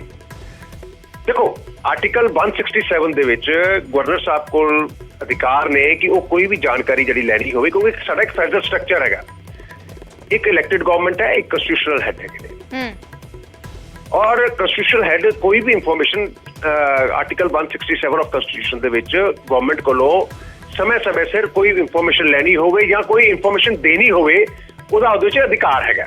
ਮੈਨੂੰ ਇੱਕ ਚੀਜ਼ ਨਹੀਂ ਸਮਝ ਆਈ ਕਿ ਆਮ ਆਦਮੀ ਪਾਰਟੀ ਨੇ ਮਿਰਚਾਂ ਕਿਉਂ ਲੜਦੀਆਂ ਨੇ। ਮੈਂ ਕੱਲ ਭਗਵੰਤ ਮਾਨ ਜੀ ਦਾ ਟਵੀਟ ਸੁਣ ਰਿਹਾ ਸੀਗਾ, ਉਹ ਕਹਿੰਦੇ ਜੀ ਮੈਂ 3 ਕਰੋੜ ਪੰਜਾਬੀਆਂ ਨੂੰ ਜਵਾਬ ਦੇਣਾ, ਤੁਹਾਨੂੰ ਜਵਾਬ ਦੇ ਨਹੀਂਗਾ ਜੀ। ਪਹਿਲੀ ਗੱਲ ਤਾਂ ਇਹ ਹੈ ਕਿ ਸੰਵਿਧਾਨ ਬਿਹਤਰ ਹੁੰਦਾ, ਇਹ ਪੜ੍ਹ ਲੈਂਦੇ, ਇਸ ਜਵਾਬ ਜਿਹੜਾ ਹੈਗਾ ਮੁੱਖ ਮੰਤਰੀ ਨੂੰ ਨਹੀਂ ਦੇਣਾ ਚਾਹੀਦਾ ਸੀਗਾ, ਦਿੱਤਾ ਮੰਦਭਾਗਾ ਕਿਉਂਕਿ ਉਹਨੂੰ ਵਿਚਾਰੇ ਨੂੰ ਪਤਾ ਹੀ ਕੁਛ ਨਹੀਂਗਾ। ਕੋਈ ਜੋ ਅਰਵਿੰਦ ਕੇਜਰੀਵਾਲ ਲਿਖ ਕੇ ਭੇਜ ਦਿੰਦਾ, ਜਾ ਕੇ ਜਿਹੜਾ ਕਹਿ ਦਿੰਦਾ, ਉਹ ਵਿਚਾਰਾ ਬੋਲ ਦਿੰਦਾ। Is a parrot of the Arvind Kejriwal. Number 2, ਇਹ ਕਹਿੰਦੇ 3 ਕਰੋੜ। ਮੈਂ ਇਹਨਾਂ ਨੂੰ ਚੈਲੰਜ ਕਰਦਾ ਨੀਲਕੰਠ ਸਾਹਿਬ ਨੂੰ, ਤੁਸੀਂ ਕਹਿੰਦੇ ਹੋ ਅਸੀਂ 3 ਕਰੋੜ ਪੰਜਾਬੀਆਂ ਦੇ ਜਵਾਬ ਦੇ ਆ, ਜੋ ਗਵਰਨਰ ਸਾਹਿਬ ਨੇ ਪੁਆਇੰਟਸ ਉਠਾਏ ਨੇ, ਅੱਜ ਪ੍ਰੈਸ ਕਾਨਫਰੰਸ ਕਰਕੇ ਉਹਦਾ ਇੱਕ ਜਵਾਬ ਜਿਹੜਾ ਹੈਗਾ ਭਗਵੰਤ ਮਾਨ ਪਬਲਿਕ ਨੂੰ ਦੇ ਦੇਵੇ। ਦੱਸੇ ਕੀ ਕ੍ਰਾਈਟੇਰੀਆ ਅਡਾਪਟ ਕੀਤਾ, ਦੱਸੇ ਕਿਸ ਤਰੀਕੇ ਨਾਲ ਭੇਜੇ ਗਏ ਪ੍ਰਿੰਸੀਪਲਸ ਬਾਹਰ, ਦੱਸਣ ਕਿ ਕਿਸ ਤਰੀਕੇ ਨਾਲ ਜਿਹੜਾ ਹੈਗਾ ਵਾ ਇੱਕ ਜਿਹਦੇ ਤੇ ਕਿਡਨੈਪਿੰਗ ਔਰ ਦੂਜੇ ਪਰਚੇ ਦਰਜ ਹੋਏ ਆ, ਉਸ ਨੂੰ ਚੇਅਰਮੈਨ ਬਣਾਇਆ ਗਿਆ। ਦੱਸਣ ਕਿਸ ਤਰੀਕੇ ਨਾਲ। ਇੱਕ ਮਿੰਟ ਗੱਲ ਪੂਰੀ ਕਰ ਦਿਓ। ਸਾਨੂੰ ਦੱਸਣ ਐਸੀ ਬੱਚਿਆਂ ਨੂੰ ਕਿ ਉਹਨਾਂ ਦੀ ਸਕਾਲਰਸ਼ਿਪ ਦੇ ਪੈਸੇ ਕਿਉਂ ਨਹੀਂ ਦਿੱਤੇ ਜਾ ਰਹੇ। ਤੁਸੀਂ ਪਬਲਿਕ ਨੂੰ ਦੱਸੋ ਨਾ, ਹਿੰਮਤ ਕਰੋ। ਤੁਸੀਂ ਕਹਿੰਦੇ ਗਵਰਨਰ ਨੂੰ ਜਵਾਬ ਨਹੀਂ ਦੇਣਾ। ਜੇ ਤੁਹਾਨੂੰ ਸੰਵਿਧਾਨ ਦੇ ਅਧਿਕਾਰਾਂ ਦਾ ਹੈਗਾ ਤੇ ਭਾਈ ਸਾਹਿਬ ਦੂਸਰੇ ਪਾਸੇ ਵੀ ਸੰਵਿਧਾਨ ਹੈਗਾ। ਆਪਾਂ ਸਾਰਿਆਂ ਨੂੰ ਚਾਹੀਦਾ ਕਿ ਇਹੋ ਜਿਹੀ ਕਰਤਨ ਪੰਜਾਬ ਚ ਨਾ ਆਵੇ ਜਿਹੜੀ ਕਿ ਪੰਜਾਬ ਦੇ ਹਿੱਤ ਚ ਨਹੀਂ ਹੈਗੀ। ਲੇਕਿਨ ਆਮ ਆਦਮੀ ਪਾਰਟੀ ਹਰ ਗੱਲ ਦੇ ਉੱਤੇ ਸੰਵਿਧਾਨ ਨੂੰ ਛਿੱਕੇ ਤੇ ਟੰਗਦੀ ਹੈ, ਕਾਨੂੰਨ ਨੂੰ ਛਿੱਕੇ ਤੇ ਟੰਗਦੀ ਹੈ, ਔਰ ਜੋ ਮੈਂ ਕਹਾਂ ਉਹ ਸਹੀ। ਇਹ ਕੰਮ ਜਿਹੜਾ ਹੈਗਾ ਵਾ ਸੰਵਿਧਾਨ ਦੇ ਮੁਤਾਬਿਕ ਮਨਮਰਜ਼ੀ ਦਾ ਜ਼ਿਕਰ ਕਰ ਰਹੇ ਨੇ ਗਵਰਨਰ। ਵਿਮਸ ਐਂਡ ਫੈਂਸੀਜ਼ ਨਾਲ ਸਰਕਾਰ ਨਹੀਂ ਚੱਲੇਗੀ, ਵਿਮਸ ਐਂਡ ਫੈਂਸੀਜ਼ ਦੇ ਨਾਲ ਕੰਮ ਨਹੀਂ ਹੋਏਗਾ, ਸਰਕਾਰ ਸੰਵਿਧਾਨ ਦੇ ਮੁਤਾਬਕ ਚੱਲੇਗੀ ਤੇ ਉਹਨਾਂ ਦੀ ਜ਼ਿੰਮੇਵਾਰੀ ਹੈ ਕਿ ਸਰਕਾਰ ਸੰਵਿਧਾਨ ਦੇ ਮੁਤਾਬਕ ਕੰਮ ਕਰੇ। ਨੀਲ ਜੀ, ਕੀ ਕੁਝ ਕਹਿਣਾ ਚਾਹੋਗੇ ਇਸ ਤੇ ਜੋ ਸਿੱਧਾ ਇੱਕ ਮਨਮਰਜ਼ੀ ਵਾਲੀ ਗੱਲ ਉੱਠ ਰਹੀ ਹੈ? ਜਿਹੜੇ ਸਵਾਲ ਗਵਰਨਰ ਦੇ ਵੱਲੋਂ ਕੀਤੇ ਗਏ ਨੇ, ਸਰਕਾਰ ਉਹਨਾਂ ਦਾ ਜਵਾਬ ਕਿਉਂ ਨਹੀਂ ਗਵਰਨਰ ਨੂੰ ਦੇਣਾ ਚਾਹੁੰਦੀ? ਕਿਉਂਕਿ ਗਵਰਨਰ ਇਸ ਗੱਲ ਦਾ ਵੀ ਜ਼ਿਕਰ ਕਰ ਰਹੇ ਨੇ ਕਿ ਮੀਡੀਆ 'ਚ ਮੈਂ ਇਹ ਰੱਖਣਾ ਨਹੀਂ ਚਾਹੁੰਦਾ ਸੀ ਤੇ ਇਹ ਗੱਲ ਸ਼ਾਇਦ ਮੀਡੀਆ 'ਚ ਨਾ ਵੀ ਆਉਂਦੀ, ਇਹ ਚਿੱਠੀਆਂ ਨਾ ਆਉਂਦੀਆਂ ਜੇ ਸਰਕਾਰ ਜਵਾਬ ਦੇ ਦਿੰਦੀ।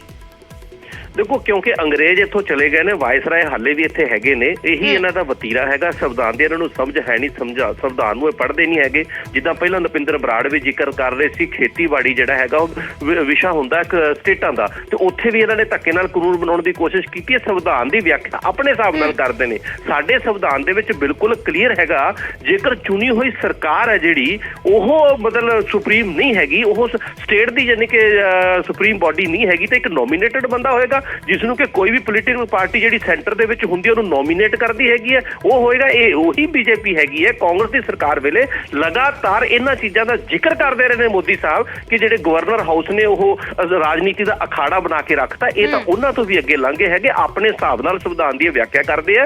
ਬਾਬਾ ਸਾਹਿਬ ਅੰਬੇਦਕਰ ਦੇ ਸੰਵਿਧਾਨ ਨੂੰ ਇਹ ਨਹੀਂ ਮੰਨਦੇ, ਫੈਡਰਲ ਸਟਰਕਚਰ ਨੂੰ ਇਹ ਨਹੀਂ ਮੰਨਦੇ, ਪੰਜਾਬ ਦੇ ਇਹ ਵਿਰੁੱਧ ਹੈਗੇ ਆ। ਫਿਰ ਜਿਸ ਤਰ੍ਹਾਂ ਦੀ ਇਹ ਸਿਆਸਤ ਕਰਨਗੇ ਉਵੇਂ ਦਾ ਹੀ ਇਹਨਾਂ ਨੂੰ ਉਸੇ ਭਾਸ਼ਾ ਦੇ ਵਿੱਚ ਹੀ ਜਵਾਬ ਦਿੱਤਾ ਜਾਊਗਾ। ਬਿਲਕੁਲ ਜਿਹੜਾ ਹੈਗਾ ਜਿਹੜੀ ਸਰਦਾਰ ਭਗਵੰਤ ਸਿੰਘ ਮਾਨ ਹੈ 3 ਕਰੋੜ ਲੋਕਾਂ ਦੀ ਨੁਮਾਇੰਦਗੀ ਕਰਦੇ ਆ ਔਰ ਇਤਿਹਾਸ ਦੇ ਵਿੱਚ ਸਭ ਤੋਂ ਵੱਡਾ ਉਹਨਾਂ ਨੂੰ ਮੈਂਡੇਟ ਮਿਲਿਆ ਹੈਗਾ। ਔਰ ਜਿਹੜੇ ਕੰਮ ਅਸੀਂ ਕਰ ਰਹੇ ਉਹ ਇਹਨਾਂ ਨੂੰ ਗਵਾਰਾ ਨਹੀਂ ਹੈ। ਅਸੀਂ ਜੇ ਐਜੂਕੇਸ਼ਨ ਦੀ ਸੁਧਾਰਨ ਦੀ ਕੋਸ਼ਿਸ਼ ਕਰਨੇ, ਜੇ ਪੰਜਾਬ ਦੇ ਬੱਚੇ ਪੜ੍ਹ ਜਾਣਗੇ, ਪੰਜਾਬ ਦੇ ਬੱਚਿਆਂ ਨੂੰ ਕੋਈ ਫਾਇਦਾ ਹੋ ਜਾਏਗਾ। ਇਹਨਾਂ ਦੇ ਕੀ ਢਿੱਡ ਪੀੜ ਹੁੰਦੀ ਹੈ ਜੇ ਪੰਜਾਬ ਦੇ ਹੈਲਥ ਸਟਰਕਚਰ ਜਿਹੜਾ ਸੁਧਰ ਜਾਏਗਾ? ਇਹਨਾਂ ਦੇ ਕੀ ਢਿੱਡ ਪੀੜ ਹੁੰਦੀ ਹੈ ਜਿਹੜੀਆਂ ਸਹੂਲਤਾਂ ਇਹਨਾਂ ਨੂੰ ਵੀਆਈਪੀ ਨੂੰ ਮਿਲਦੀਆਂ ਜੋ ਪੰਜਾਬ ਦੇ ਆਮ ਲੋਕਾਂ ਨੂੰ ਮਿਲ ਜਾਣਗੀਆਂ, ਤੇ ਇਹਨਾਂ ਨੂੰ ਕੀ ਢਿੱਡ ਪੀੜ ਹੁੰਦੀ ਹੈਗੀ ਹੈ? ਉਹ ਕਹਿ ਰਹੇ ਨੇ ਟ੍ਰਾਂਸਪੇਰੈਂਟ ਹੋਵੇ। ਪ੍ਰਿੰਸੀਪਲਾਂ ਨੂੰ ਲੈ ਕੇ ਜੋ ਸਵਾਲ ਕੀਤਾ ਹੈ ਕਿ ਟ੍ਰਾਂਸਪੇਰੈਂਸੀ ਨਹੀਂ ਹੈ, ਮੇਰੇ ਕੋਲ ਸ਼ਿਕਾਇਤਾਂ ਆਈਆਂ ਨੇ।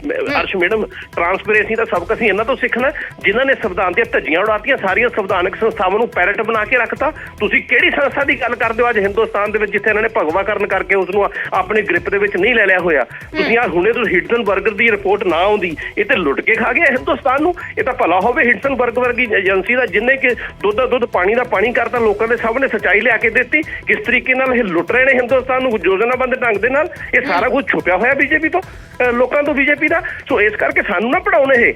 ਔਰ ਪੰਜਾਬ ਦੇ ਵਿਰੋਧੀ ਇਹ ਹੈਗੇ, ਪੰਜਾਬ ਦੇ ਲੋਕ ਮੰਨਦੇ ਆ, ਪੰਜਾਬ ਦੇ ਲੋਕਾਂ ਨੂੰ ਪਤਾ ਇਸ ਚੀਜ਼ ਦਾ ਬੀਜੇਪੀ ਪੰਜਾਬ ਵਿਰੋਧੀ ਹੈ। ਅਨਿਲ ਜੀ, ਨੀਲ ਜੀ ਕਹਿ ਰਹੇ ਨੇ ਕਿ ਬੀਜੇਪੀ ਪੰਜਾਬ ਵਿਰੋਧੀ ਹੈ, ਪੰਜਾਬ ਦੇ ਵਿਰੁੱਧ ਕੰਮ ਕਰ ਰਹੀ ਹੈ। ਅਨਿਲ ਜੀ ਸਵਾਲ ਸੁਣ ਲਿਓ। ਨੀਲ ਜੀ ਕਹਿ ਰਹੇ ਨੇ ਕਿ ਪੰਜਾਬ ਦੀ ਵਿਰੋਧੀ ਹੈ ਬੀਜੇਪੀ। ਗਵਰਨਰ ਦੇ ਵੱਲੋਂ 15 ਦਿਨ ਦੀ ਡੈਡਲਾਈਨ ਦਿੱਤੀ ਗਈ ਹੈ ਕਿ 15 ਦਿਨਾਂ 'ਚ ਮੈਨੂੰ ਜਵਾਬ ਦੇ ਦਿਓ, ਲੇਕਿਨ ਮੁੱਖ ਮੰਤਰੀ ਨੇ ਕਹਿ ਦਿੱਤਾ ਹੈ ਕਿ ਮੈਂ ਤੁਹਾਨੂੰ ਜਵਾਬ ਦੇ ਨਹੀਂ ਆ, ਮੈਂ ਪੰਜਾਬ ਦੇ ਲੋਕਾਂ ਨੂੰ ਜਵਾਬ ਦੇ ਆ ਤੇ ਇਹੀ ਮੇਰਾ ਜਵਾਬ ਹੈ। ਤਾਂ ਗਵਰਨਰ ਅਜੇ ਇਹਦੇ ਵਿੱਚ ਕੀ ਐਕਸ਼ਨ ਲੈ ਸਕਦੇ ਨੇ? ਅਰਸ਼ਦੀਪ ਜੀ, ਗੱਲ ਇਹ ਹੈ ਜੀ ਕਿ ਪੰਜਾਬੀ ਦੀ ਤੈਸ਼ੀ ਕਿੰਨੀ ਹੈਗੀ ਮੈਂ ਤਾਂ ਪਹਿਲਾਂ ਦੱਸ ਦਿੱਤਾ। ਜਿਹੜੀ ਸਰਕਾਰ ਦਿੱਲੀੋਂ ਚੱਲੇ, ਜਿਹਦੇ ਮੰਤਰੀਆਂ ਕੋਲ ਇੰਨੀ ਪਾਵਰ ਨਹੀਂ ਕਿਉਂਕਿ ਡਿਸੀਜਨ ਲੈ ਲੈਣ, ਗੱਲ ਪੂਰੀ ਕਰ ਲੈਣ ਦਿਓ, ਗੱਲ ਪੂਰੀ ਕਰ ਲੈਣ। ਮੈਂ ਤੁਹਾਡੇ ਵਿੱਚ ਨਹੀਂ ਬੋਲਿਆ, ਜੈਸਾ ਮੈਂ ਤੁਹਾਡੇ ਵਿੱਚ ਨਹੀਂ ਬੋਲਿਆ, ਤੁਸੀਂ ਜੋ ਬੋਲੇ ਮੈਂ ਸੁਣਿਆ ਆਰਾਮ ਨਾਲ। ਜੀ ਅਨਿਲ ਜੀ, ਮੈਂ ਪਹਿਲਾਂ ਦੱਸਿਆ ਜਿਸ ਹਰ ਮੰਤਰੀ ਕੋਲ ਓਐਸਡੀ ਦਿੱਲੀ ਤੋਂ ਆਵੇ, ਮੁੱਖ ਮੰਤਰੀ ਦਾ ਆਫਿਸ ਦਿੱਲੀ ਕੇਜਰੀਵਾਲ ਚਲਾਵੇ, ਔਰ ਅਗਰਵਾਲ ਉਹਦਾ ਰਾਈਟ ਹੈਂਡ ਜਿਹੜਾ ਹੈਗਾ ਵਾ ਡੀਜੀਪੀ ਔਰ ਚੀਫ ਸੈਕਟਰੀ ਦੀਆਂ ਮੀਟਿੰਗਾਂ ਵਿੱਚ ਕੇਜਰੀਵਾਲ ਨੂੰ ਰਿਪਰੈਜ਼ੈਂਟ ਕਰੇ। ਮੁੱਖ ਮੰਤਰੀ ਭਾਵੇਂ ਬੈਠੇ ਨਾ ਬੈਠੇ ਡਿਸੀਜਨ ਉਹ ਲਵੇ। ਤੇ ਪੰਜਾਬੀਆਂ ਨੂੰ ਗਿਰਵੀ ਕਿਹਨੇ ਰੱਖਿਆ? ਪੰਜਾਬ ਵਿਰੋਧੀ ਪਾਰਟੀ ਕਿਹੜੀ ਹੋਈ? ਦੱਸ ਦੇਣ ਨਾ ਕਿ ਨਹੀਂ ਬੈਠਦੇ ਅਗਰਵਾਲ, ਦੱਸ ਦੇਣ ਓਐਸਡੀ ਹਰ ਇੱਕ ਦਿੱਲੀ ਤੋਂ ਨਹੀਂ ਆਇਆ ਹੋਇਆ, ਦੱਸ ਦੇਣ ਇਹਦੇ ਮੀਡੀਆ ਇੰਚਾਰਜ ਸਾਰੇ ਜਿਹੜੇ ਹੈਗੇ ਨੇ ਜਿਹੜੇ ਸਰਕਾਰੀ ਖਰਚੇ ਦੇ ਪੁਆਇੰਟ ਕੀਤੇ ਨੇ ਉਹ ਦਿੱਲੀੋਂ ਨਹੀਂ ਆਏ। ਕਿਆ ਇਹ ਪੰਜਾਬੀਆਂ ਨਾਲ ਧਰੋ ਨਹੀਂਗਾ? ਇਹ ਪੰਜਾਬ ਵਿਰੋਧੀ ਨਹੀਂ ਗਏ? ਸਭ ਤੋਂ ਵੱਡੇ ਜਿਹੜੇ ਪੰਜਾਬ ਵਿਰੋਧੀ ਅੱਜ ਦੇ ਵਿੱਚ ਪੰਜਾਬ ਦੇ ਹੈਗੇ ਨੇ ਤੋਂ ਆਮ ਆਦਮੀ ਪਾਰਟੀ ਦੀ ਸਰਕਾਰ ਹੈ, ਭਗਵੰਤ ਮਾਨ ਔਰ ਇਹ ਸਾਰੇ ਟੋਲੀ ਹੈ। ਲੇਕਿਨ ਜੋ ਡੈਡਲਾਈਨ ਗਵਰਨਰ ਨੇ ਦਿੱਤੀ ਹੈ, ਕੀ ਐਕਸ਼ਨ ਲੈਣਗੇ ਗਵਰਨਰ? ਅਸ਼ਰਫ ਮੈਂ ਉੱਥੇ ਆ ਰਿਹਾ। ਮੈਨੂੰ ਇੱਕ ਚੀਜ਼ ਦੱਸੋ, ਜੇ ਗਵਰਨਰ ਸਾਹਿਬ ਨੇ ਕੋਈ ਇਨਫੋਰਮੇਸ਼ਨ ਉਹਨਾਂ ਕੋਲੇ, ਦੇਖੋ ਗਵਰਨਰ ਸਾਹਿਬ ਕੋਲ ਕੋਈ ਵੀ ਵਿਸ਼ਾ ਜਾਂਦਾ ਹੈਗਾ ਤੇ ਉਹਦਾ ਜਿਹੜਾ ਹੈਗਾ ਉਹਨਾਂ ਨੇ ਕਿਹਦੇ ਕੋਲ ਜਵਾਬ ਲੈਣਾ? ਸਰਕਾਰ ਕੋਲ ਹੀ ਲੈਣਾ ਨਾ। ਜੇ ਉਹਨਾਂ ਕੋਲ ਕੋਈ ਵਿਸ਼ੇ ਧਿਆਨ ਚ ਆਏ, ਉਹਨਾਂ ਨੇ ਸਰਕਾਰ ਨੂੰ ਪੁੱਛਿਆ ਵੀ ਆਹ ਵਿਸ਼ੇ ਮੇਰੇ ਧਿਆਨ ਚ ਆਏ ਹੈ ਤੇ ਕੀ ਨੇ, ਇਹਦੇ ਬਾਰੇ ਜਿਹੜਾ ਮੈਨੂੰ ਦੱਸਿਆ ਜਾਵੇ। ਤੇ ਇਹਨੂੰ ਢਿੱਡ ਪੀੜ ਕਿਉਂ ਹੋਈ ਹੈ ਕਿ ਦੱਸਣ ਤੋਂ ਕਿਉਂ ਭੱਜਦੇ ਨੇ? ਜੇ ਇਹ ਸਾਫ਼ ਸੁਥਰੇ ਨੇ, ਇਹ ਚ ਕਪੜੇ ਨਹੀਂ ਕੀਤੇ, ਕਿਉਂਕਿ ਆਪਾਂ ਸਾਰੇ ਜਾਣਦੇ ਹਾਂ ਕਿ ਇੰਸਟੀਟਿਊਸ਼ਨਲਾਈਜ਼ ਕਰਪਸ਼ਨ ਜੇ ਕਰਨ ਦਾ ਕੰਮ ਕੀਤਾ ਹੈ ਤੇ ਉਹ ਇਹਨਾਂ ਨੇ ਕੀਤਾ। ਦਿੱਲੀ ਦੀ ਐਕਸਾਈਜ਼ ਪਾਲਿਸੀ ਆਪਾਂ ਦੇਖ ਲਈ, ਕਿਸ ਤਰੀਕੇ ਨਾਲ 2% ਤੋਂ 12% ਕਰਕੇ 6% ਦੀ ਕਿਕਬੈਕਸ ਇਹਨਾਂ ਨੇ ਉਸ ਐਕਸਾਈਜ਼ ਪਾਲਿਸੀ ਚ ਲਿੱਤੀਆਂ, ਔਰ ਜੋ ਸੀਬੀਆਈ ਦੀ ਇਨਕੁਆਇਰੀ ਹੋਈ ਤੇ ਉਹ ਐਕਸਾਈਜ਼ ਪਾਲਿਸੀ ਨੂੰ ਛੱਡ ਦਿੱਤਾ। ਰਿਪੋਰਟ ਵੀ ਸੁਣ ਦੱਸ ਰਿਹਾ ਤੁਸੀਂ ਪਿਛਲੇ 9 ਸਾਲ ਜੀ ਗੱਲ ਪੂਰੀ ਹੋ ਲੈਣ ਦਿਓ ਜੀ। ਆਪਾਂ ਸਾਰਿਆਂ ਨੇ ਦੇਖਿਆ ਹੁਣ ਕਿਸ ਤਰੀਕੇ ਨਾਲ ਮਨੀਸ਼ ਸਿਸੋਦੀਆ ਵੀ ਅੰਦਰ ਜਾਣ ਨੂੰ ਤਿਆਰ ਬੈਠੇ। ਆਲਰੇਡੀ ਹਤਿੰਦਰ ਜੈਨ ਜਿਹਨੂੰ ਇਹ ਕੱਟੜ ਇਮਾਨਦਾਰ ਕਹਿੰਦੇ ਸਨ, ਉਹ 6 ਮਹੀਨੇ ਤੋਂ ਜੇਲ੍ਹ ਦੇ ਵਿੱਚ ਹੈ, ਜਿਹਦੇ ਕੋਲ 2 ਕਰੋੜ ਤੋਂ ਵੱਧ ਕੈਸ਼ ਮਿਲ ਗਿਆ, ਸੋਨੇ ਦਾ ਔਰ ਜਵੈਰਾਤ ਜਿਹੜੇ ਕਰੋੜਾਂ ਰੁਪਏ ਦੇ ਮਿਲ ਗਏ। ਇਹ ਕੱਟੜ ਇਮਾਨਦਾਰੀ ਹੈ, ਭ੍ਰਿਸ਼ਟਾਚਾਰ ਕਰਨਾ ਹੈ ਔਰ ਉਸ ਤੋਂ ਬਾਅਦ ਕੱਟੜ ਇਮਾਨਦਾਰ ਕਹਿਣਾ ਨਾ ਇੱਕ ਫਿਰਕ ਹੈ। ਉਹੀ ਪੰਜਾਬ ਦੇ ਵਿੱਚ ਐਕਸਾਈਜ਼ ਪਾਲਿਸੀ ਕੀਤਾ 5% ਦਾ 10% ਕਮਿਸ਼ਨ ਕਰਕੇ। ਮੈਡਮ ਜਵਾਬ ਲੈ ਲਿਓ ਮੇਰੇ ਤੋਂ। ਸਿੱਧੀ ਜਿਹੜੀ ਹੈਗੀ ਹੈ ਕਮਿਸ਼ਨ ਲਿੱਤੀ ਹੈ, ਕਿਕਬੈਕ ਲਿੱਤੀ। ਮੈਂ ਚੈਲੰਜ ਕਰਦਾ। ਔਰ ਉਹਦੇ ਬਾਅਦ ਹੁਣ ਸੁਣ ਲਓ ਹੋਰ ਗੱਲ ਨੂੰ, ਤੁਸੀਂ ਕਹਿੰਦੇ ਹੋ ਅਸੀਂ ਪੰਜਾਬ ਦੇ ਟੈਸੀ ਹਾਂ। ਗਵਰਨਰ ਸਾਹਿਬ ਦੇ ਜੇ ਕੋਈ ਐਕਸਪ੍ਰੈਸ਼ਨ ਮੰਗੀ ਹੈ, ਜੇ ਉਹਦੇ ਵਿੱਚ ਕੋਈ 19 ਕੀ ਨਹੀਂ ਹੈਗਾ ਤੇ ਤੁਹਾਨੂੰ ਕੀ ਤਕਲੀਫ ਹੈ ਉਹਦਾ ਜਵਾਬ ਦੇਣ ਚ? ਤੁਸੀਂ ਜਵਾਬ ਦਿਓ ਨਾ। ਜਿਹੜੀ ਇਮਾਨਦਾਰੀ ਦੀ ਗੱਲ ਕੀਤੀ ਜਾਂਦੀ ਹੈ, ਅਨਿਲ ਸਰੀਨ ਜੋ ਕਹਿ ਰਹੇ ਨੇ ਕਿ ਕੱਟੜ ਇਮਾਨਦਾਰ ਸਰਕਾਰ ਹਰ ਜਗ੍ਹਾ ਕਿਹਾ ਜਾਂਦਾ ਆਮ ਆਦਮੀ ਪਾਰਟੀ ਦੇ ਵੱਲੋਂ, ਤਾਂ ਇਮਾਨਦਾਰੀ ਦੇ ਨਾਲ ਜਵਾਬ ਕਿਉਂ ਨਹੀਂ ਦੇ ਦਿੱਤੇ ਜਾਂਦੇ? ਕਿਸ ਗੱਲ ਤੋਂ ਡਰ ਲੱਗਦਾ ਹੈ? ਹਾਂ ਅਰਸ਼ ਮੈਡਮ, ਇਹ ਸੁਣ ਲੈਣ ਧਿਆਨ ਨਾਲ। ਦੇਖੋ, ਇਨਫੋਰਮੇਸ਼ਨ ਮੰਗਣਾ, ਉਹਦਾ ਜਵਾਬ ਦੇਣਾ ਇੱਕ ਵੱਖਰਾ ਇਸ਼ੂ ਹੈ, ਔਰ ਰਾਜਨੀਤੀ ਦਾ ਅਖਾੜਾ ਬਣਾਉਣਾ ਗਵਰਨਰ ਹਾਊਸ ਨੂੰ ਵੱਖਰਾ ਇਸ਼ੂ ਹੈ। ਲੇਕਿਨ ਗਵਰਨਰ ਕਹਿ ਰਹੇ ਨੇ ਜੇ ਜਵਾਬ ਦਿੱਤੇ ਹੁੰਦੇ ਤਾਂ ਮੈਂ ਇਹ ਚਿੱਠੀਆਂ ਮੀਡੀਆ 'ਚ ਲਿਜਾਣੀਆਂ ਨਾ ਪੈਂਦੀਆਂ ਮੈਨੂੰ। ਉਹ ਮੈਡਮ ਸੁਣਤੇ ਲਓ ਗੱਲ, ਠੀਕ ਹੈ ਨਾ। ਇਹਨਾਂ ਨੇ ਜਦੋਂ ਰਾਜਨੀਤੀ ਕਰਨਗੇ ਇਹਨਾਂ ਨੂੰ ਇਹੋ ਜਿਹਾ ਜਵਾਬ ਮਿਲੇਗਾ। ਜਦੋਂ ਇੱਕ ਗਵਰਨਰ ਦੀ ਜਿਹੜੀਆਂ ਆਪਣੀਆਂ ਸ਼ਕਤੀਆਂ ਨੇ ਸੰਵਿਧਾਨ ਦੇ ਵਿੱਚ, ਸਰਕਾਰ ਦੀਆਂ ਆਪਣੀਆਂ ਸ਼ਕਤੀਆਂ ਨੇ, ਉਹਨਾਂ ਦੇ ਵਿੱਚ ਆਫੀਸ਼ੀਅਲ ਕਮਿਊਨੀਕੇਸ਼ਨ ਹੁੰਦੀ ਰਹਿੰਦੀ ਹੈ, ਠੀਕ ਹੈ ਨਾ। ਉਸ ਦੇ ਵਿੱਚ ਕਿਸੇ ਨੂੰ ਕੋਈ ਇਤਰਾਜ਼ ਨਹੀਂ ਹੈਗਾ, ਪਰ ਇਸ ਨੂੰ ਸਾਨੂੰ ਇਤਰਾਜ਼ ਹੈਗਾ ਕਿ ਜਿਸ ਤਰੀਕੇ ਦੀ ਇਹ ਪੰਜਾਬ ਵਿਰੋਧੀ ਇਹਨਾਂ ਦੀ ਮਾਨਸਿਕਤਾ ਹੈਗੀ ਹੈ, ਔਰ ਕਿਉਂਕਿ ਪੰਜਾਬ ਦੇ ਲੋਕ ਇਹਨਾਂ ਨੂੰ ਜਵਾਬ ਦੇਣਗੇ। ਇਹ ਪੰਜਾਬ ਦੇ ਸਕੂਲਾਂ ਦਾ ਕੰਮ ਰੋਕਣਾ ਚਾਹੁੰਦੇ ਹੈ, ਇਹ ਪੰਜਾਬ ਦੇ ਨੌਜਵਾਨਾਂ ਦਾ ਕੰਮ ਰੋਕਣਾ ਚਾਹੁੰਦੀ ਹੈ, ਇਹ ਪੰਜਾਬ ਦੇ ਹਸਪਤਾਲਾਂ ਦਾ ਕੰਮ ਰੋਕਣਾ ਚਾਹੁੰਦੀ ਹੈ, ਇਹ ਪੰਜਾਬ ਦੀ ਜਿਹੜੀ ਖੁਸ਼ਹਾਲੀ ਹੈ ਉਹਦਾ ਕੰਮ ਰੋਕਣਾ। ਜਿਹਨੇ ਉਹ ਪਾਰਟੀ ਜਿਹਨੇ ਪੰਜਾਬ ਦੇ 700 ਕਿਸਾਨ ਸ਼ਹੀਦ ਕਰਤੇ, ਉਹ ਕਿਵੇਂ ਪੰਜਾਬ ਦੀ ਹਤੈਸ਼ੀ ਹੋ ਸਕਦੀ ਹੈ? ਔਰ ਦੂਸਰੀ ਇਹ ਇਮਾਨਦਾਰੀ ਦੀ ਗੱਲ ਕਰਦੇ ਨੇ। 114 ਲੱਖ ਕਰੋੜ ਰੁਪਏ ਦਾ ਕਰਜ਼ਾ ਲਿਆ ਤੁਸੀਂ ਪਿਛਲੇ 9 ਸਾਲਾਂ 'ਚ, ਦੱਸੋ ਤੁਸੀਂ ਉਹ ਕਿੱਥੇ ਲਗਾਇਆ? ਤੁਸੀਂ ਦਾ ਸਿੱਖਿਆ ਦਾ ਬਜਟ ਘਟਾਤਾ, ਹੈਲਥ ਦਾ ਬਜਟ ਘਟਾਤਾ, ਬੇਰੁਜ਼ਗਾਰੀ ਚਰਮ ਸੀਮਾ ਤੇ ਹੈਗੀ ਹੈ, ਔਰ ਕਿਸੇ ਕਿਸਾਨ ਨੂੰ ਕੁਝ ਨਹੀਂ ਦਿੱਤਾ, ਕਿਸੇ ਨੌਜਵਾਨ ਨੂੰ ਕਿਸੇ ਨੂੰ ਕੁਝ ਨਹੀਂ ਦਿੱਤਾ, ਕਿਸੇ ਜਵਾਨ ਨੂੰ ਕੁਝ ਨਹੀਂ ਦਿੱਤਾ। ਉਹ ਕਾਰਪੋਰੇਟ ਵਾਸਤੇ ਹੈਗਾ। ਤੁਸੀਂ ਇਮਾਨਦਾਰੀ ਤੇ ਸਬਕ ਸਾਨੂੰ ਸਿਖਾਓਗੇ? ਇਹ ਸਾਰੇ ਇਲਜ਼ਾਮ ਲੱਗ ਸਕਦੇ ਨੇ ਨੀਲ ਜੀ, ਲੇਕਿਨ ਆਰਟੀਕਲ 167 ਦਾ ਹਵਾਲਾ ਦੇ ਕੇ ਗਵਰਨਰ ਕਹਿ ਰਹੇ ਨੇ ਕਿ ਤੁਸੀਂ ਪਾਬੰਦ ਹੋ ਜੇ ਮੈਂ ਕੋਈ ਜਾਣਕਾਰੀ ਮੰਗਦਾ, ਲੇਕਿਨ ਸਰਕਾਰ ਜਾਣਕਾਰੀ ਨਹੀਂ ਦਿੰਦੀ। ਜਾਂ ਫਿਰ ਇਹ ਜਵਾਬ ਦੇ ਦਿੱਤਾ ਜਾਂਦਾ ਹੈ ਕਿ ਸਾਨੂੰ ਮੈਂਡੇਟ ਮਿਲਿਆ ਹੈ ਇੰਨਾ ਵੱਡਾ, ਅਸੀਂ ਤੁਹਾਨੂੰ ਜਵਾਬ ਦੇ ਨਹੀਂ ਆ। ਤੇ ਇਹ ਚਿੱਠੀਆਂ ਨੀਲ ਜੀ ਇਹ ਵੀ ਰਿਕਾਰਡ ਤੇ ਹੈ ਕਿ ਚਿੱਠੀਆਂ ਗਵਰਨਰ ਦੇ ਵੱਲੋਂ ਜਾਰੀ ਕੀਤੀਆਂ ਗਈਆਂ ਨੇ, ਉਸ ਤੋਂ ਪਹਿਲਾਂ ਇਹ ਸਾਹਮਣੇ ਨਹੀਂ ਆਈਆਂ ਸੀ। ਤਾਂ ਗਵਰਨਰ ਇਹ ਵੀ ਕਹਿ ਰਹੇ ਨੇ ਕਿ ਮੇਰੀ ਮਜਬੂਰੀ ਬਣ ਗਈ ਜਦੋਂ ਮੈਨੂੰ ਕੋਈ ਜਵਾਬ ਨਹੀਂ ਆਇਆ ਕਿ ਮੈਂ ਚਿੱਠੀਆਂ ਮੀਡੀਆ 'ਚ ਲਿਜਾਵਾਂ। ਤਾਂ ਕੀ ਮੰਨਿਆ ਜਾਵੇ ਕਿ ਸਰਕਾਰ ਕਿਸੇ ਵੀ ਸਵਾਲ ਤੇ ਜਵਾਬ ਨਹੀਂ ਦੇਣਾ ਚਾਹੁੰਦੀ? ਨਹੀਂ ਮੈਡਮ, ਪਹਿਲੀ ਗੱਲ ਤਾਂ ਇੱਕ ਸੰਵਿਧਾਨਕ ਅਹੁਦੇ ਤੇ ਬੈਠਾ ਹੋਇਆ ਬੰਦਾ ਮਜਬੂਰ ਕਿਵੇਂ ਹੋ ਗਿਆ? ਜੇ ਅੱਜ ਉਹ ਕਹਿ ਰਹੇ ਨੇ ਕਿ ਅਸੀਂ 15 ਦਿਨਾਂ ਤੁਹਾਨੂੰ ਟਾਈਮ ਦਿੱਤਾ, ਕਾਨੂੰਨੀ ਸਲਾਹ ਲਵਾਂਗੇ, ਤੇ ਉਹਨਾਂ ਦੀ ਜੇਕਰ ਕਿਸੇ ਚਿੱਠੀ ਦਾ ਜਵਾਬ ਨਹੀਂ ਆਇਆ ਜਿੱਥੇ ਉਹਨੇ ਸਿਆਸਤ ਨਹੀਂ ਕੀਤੀ ਔਰ ਸਹੀ ਸਿੱਧੇ ਤੌਰ ਤੇ ਇਨਫੋਰਮੇਸ਼ਨ ਮੰਗੀ ਹੈ, ਤੇ ਉਹ ਕਾਨੂੰਨੀ ਸਲਾਹ ਕਿਉਂ ਨਹੀਂ ਲੈ ਲਈ? ਨੰਬਰ 1। ਨੰਬਰ 2 ਮੈਡਮ, ਜਿਹੜੀ ਅਸੀਂ ਗੱਲ ਬਾਰ-ਬਾਰ ਕਰ ਰਹੇ ਹਾਂ ਉਹ 167 ਦਾ ਜਿਹੜਾ ਇਹ ਹਵਾਲਾ ਦੇ ਰਹੇ ਨੇ, ਕਿਉਂਕਿ ਬੀਜੇਪੀ ਦੀ ਆਦਤ ਹੈਗੀ ਹੈ ਉਹ ਇਸ ਸੰਵਿਧਾਨ ਨੂੰ ਆਪਣੇ ਢੰਗ ਨਾਲ ਰਿਪਰੈਜ਼ੈਂਟ ਕਰਨ ਦੀ। ਉਸੇ 167 ਦੇ ਤਹਿਤ ਹੀ ਇਹ ਲਿਖਿਆ ਹੋਇਆ, ਉਸੇ ਜਾਣੀ ਕਿ ਧਾਰਾ 'ਚ ਲਿਖਿਆ ਹੋਇਆ। ਜਿਹੜਾ ਗਵਰਨਰ ਹੁੰਦਾ ਹੈਗਾ ਉਸ ਨੇ ਜਿਹੜੀ ਕੈਬਨਿਟ ਦੇ ਹਿਸਾਬ ਨਾਲ ਇੱਛਾ ਸ਼ਕਤੀ ਦੇ ਨਾਲ ਕੰਮ ਕਰਨਾ ਹੁੰਦਾ, ਆਪਣੇ ਆਪ ਦੇ ਵਿੱਚ ਕੁਝ ਨਹੀਂ ਕਰ ਸਕਦਾ ਗਵਰਨਰ। ਸੋ ਇਸ ਕਰਕੇ ਉਹ ਕੰਮ ਜਿਸ ਤਰੀਕੇ ਨਾਲ ਕੰਮਾਂ 'ਚ ਡਿੰਗਾ ਡਾ ਰਿਹਾ ਹੈਗਾ, ਜਿਸ ਤਰੀਕੇ ਨਾਲ ਚਿੱਠੀਆਂ ਗਵਰਨਰ ਸਾਹਿਬ ਨੇ ਜਾਣੀ ਕਿ ਲੋਕਾਂ ਨੂੰ ਮੀਡੀਆ ਦੇ ਵਿੱਚ ਲੀਕ ਕੀਤੀਆਂ ਹੈਗੀਆਂ, ਇਹਦਾ ਮਕਸਦ ਇਸ ਤੋਂ ਸਾਫ਼ ਨਜ਼ਰ ਆਉਂਦਾ। ਉਹਨਾਂ ਦਾ ਮਕਸਦ ਇਨਫੋਰਮੇਸ਼ਨ ਲੈਣਾ ਨਹੀਂ ਹੈ, ਉਹਨਾਂ ਦਾ ਮਕਸਦ ਸਿਆਸਤ ਕਰਨਾ, ਉਹਨਾਂ ਦਾ ਮਕਸਦ ਇੱਕ ਚੁਣੀ ਹੋਈ ਸਰਕਾਰ ਦੇ ਜਿਹੜੇ ਕੰਮ ਨੇ, ਜਿਹੜੇ ਲੋਕ ਭਲਾਈ ਦੇ ਉਹ ਕੰਮ ਕਰ ਰਹੇ ਨੇ, ਉਹਨਾਂ ਦੇ ਵਿੱਚ ਅੜਿੰਗਾ ਡਾਉਣਾ ਹੈਗਾ, ਅੜਿੱਕਾ ਡਾਉਣਾ ਹੈਗਾ। ਉਹਨਾਂ ਦਾ ਸਿਰਫ ਤੇ ਸਿਰਫ ਮਕਸਦ ਇਹ ਹੈਗਾ। ਤੁਸੀਂ ਦੇਖੋ, ਚਲੋ ਪੰਜਾਬ 'ਚ ਸਾਡੀ ਸਰਕਾਰ ਹੈ, ਬੰਗਾਲ 'ਚ ਤਾਂ ਸਾਡੀ ਸਰਕਾਰ ਨਹੀਂ ਹੈਗੀ, ਕੇਰਲਾ ਵੀ ਤਾਂ ਸਾਡੀ ਸਰਕਾਰ ਨਹੀਂ ਹੈਗੀ, ਤੇ ਉੱਥੋਂ ਦੇ ਇਹਨਾਂ ਦੇ ਗਵਰਨਰ ਕੀ ਕਰਦੇ ਹੈਗੇ ਆ? ਤੁਸੀਂ ਸਾਨੂੰ ਤਾਂ ਕਹਿ ਦਿਓ ਕਿ ਅਸੀਂ ਟਕਰਾਅ ਦੇ ਵਿੱਚ, ਉਹ ਕਿਹੜੇ ਟਕਰਾਅ ਦੇ ਵਿੱਚ ਸੀ? ਕਿ ਜਿੱਥੇ ਵਿਰੋਧੀ ਪਾਰਟੀਆਂ ਦੀਆਂ ਸਰਕਾਰਾਂ ਨੇ ਉੱਥੇ ਬੀਜੇਪੀ ਦੇ ਜਿਹੜੇ ਗਵਰਨਰ ਹੈਗੇ ਆ ਉਹ ਇਸੇ ਤਰੀਕੇ ਨਾਲ ਡਿੱਕੇ ਡਾ ਰਹੇ ਆ। ਇਸੇ ਕਰਕੇ ਜਿਹੜਾ ਡੈਮੋਕ੍ਰੇਸੀ ਦਾ ਸਭ ਤੋਂ ਵੱਡਾ ਘਾਣ ਹੈ ਜਿਹੜਾ ਉਹ ਬੀਜੇਪੀ ਦੀ ਸੈਂਟਰ ਸਰਕਾਰ ਕਰ ਰਹੀ ਹੈ। ਅਨਿਲ ਜੀ, ਸਾਡੇ ਕੋਲ ਸਮਾਂ ਥੋੜਾ ਘੱਟ ਹੈ, ਇੱਕ ਆਖਰੀ ਰਿਐਕਸ਼ਨ ਚਾਹਾਂਗੇ ਜੀ। ਅਰਸ਼ਦੀਪ, ਗੱਲ ਇਹ ਹੈ ਕਿ 167 ਦੀ ਗੱਲ ਕਰਦੇ ਨੇ, ਇੱਕ ਪੈਰਾ ਪੜ੍ਹਦੇ ਜਿਹੜਾ ਦੂਸਰਾ ਕਲਾਸ ਤੇ ਪੜ੍ਹੇ ਲਿਖੇ ਨੇ, ਨੀਲਗੜ੍ਹ ਸਾਹਿਬ ਬਹੁਤ ਸਿਆਣੇ ਨੇ, ਇਹਦਾ ਕਹਿ ਦੇਣ ਕਿ 167 ਦੇ ਵਿੱਚ ਨਹੀਂ ਲਿਖਿਆ ਕਿ ਗਵਰਨਰ ਇਨਫੋਰਮੇਸ਼ਨ ਮੰਗ ਸਕਦਾ। ਕਿਆ ਇਹ ਔਨ ਰਿਕਾਰਡ ਕਹਿ ਸਕਦੇ ਨੇ ਇਨਫੋਰਮੇਸ਼ਨ ਦੇਣਾ ਇਹਨਾਂ ਦੀ ਜ਼ਿੰਮੇਵਾਰੀ ਨਹੀਂ ਬਣਦੀ ਜੇ ਗਵਰਨਰ ਕੋਈ ਇਨਫੋਰਮੇਸ਼ਨ ਮੰਗੇ ਤੇ?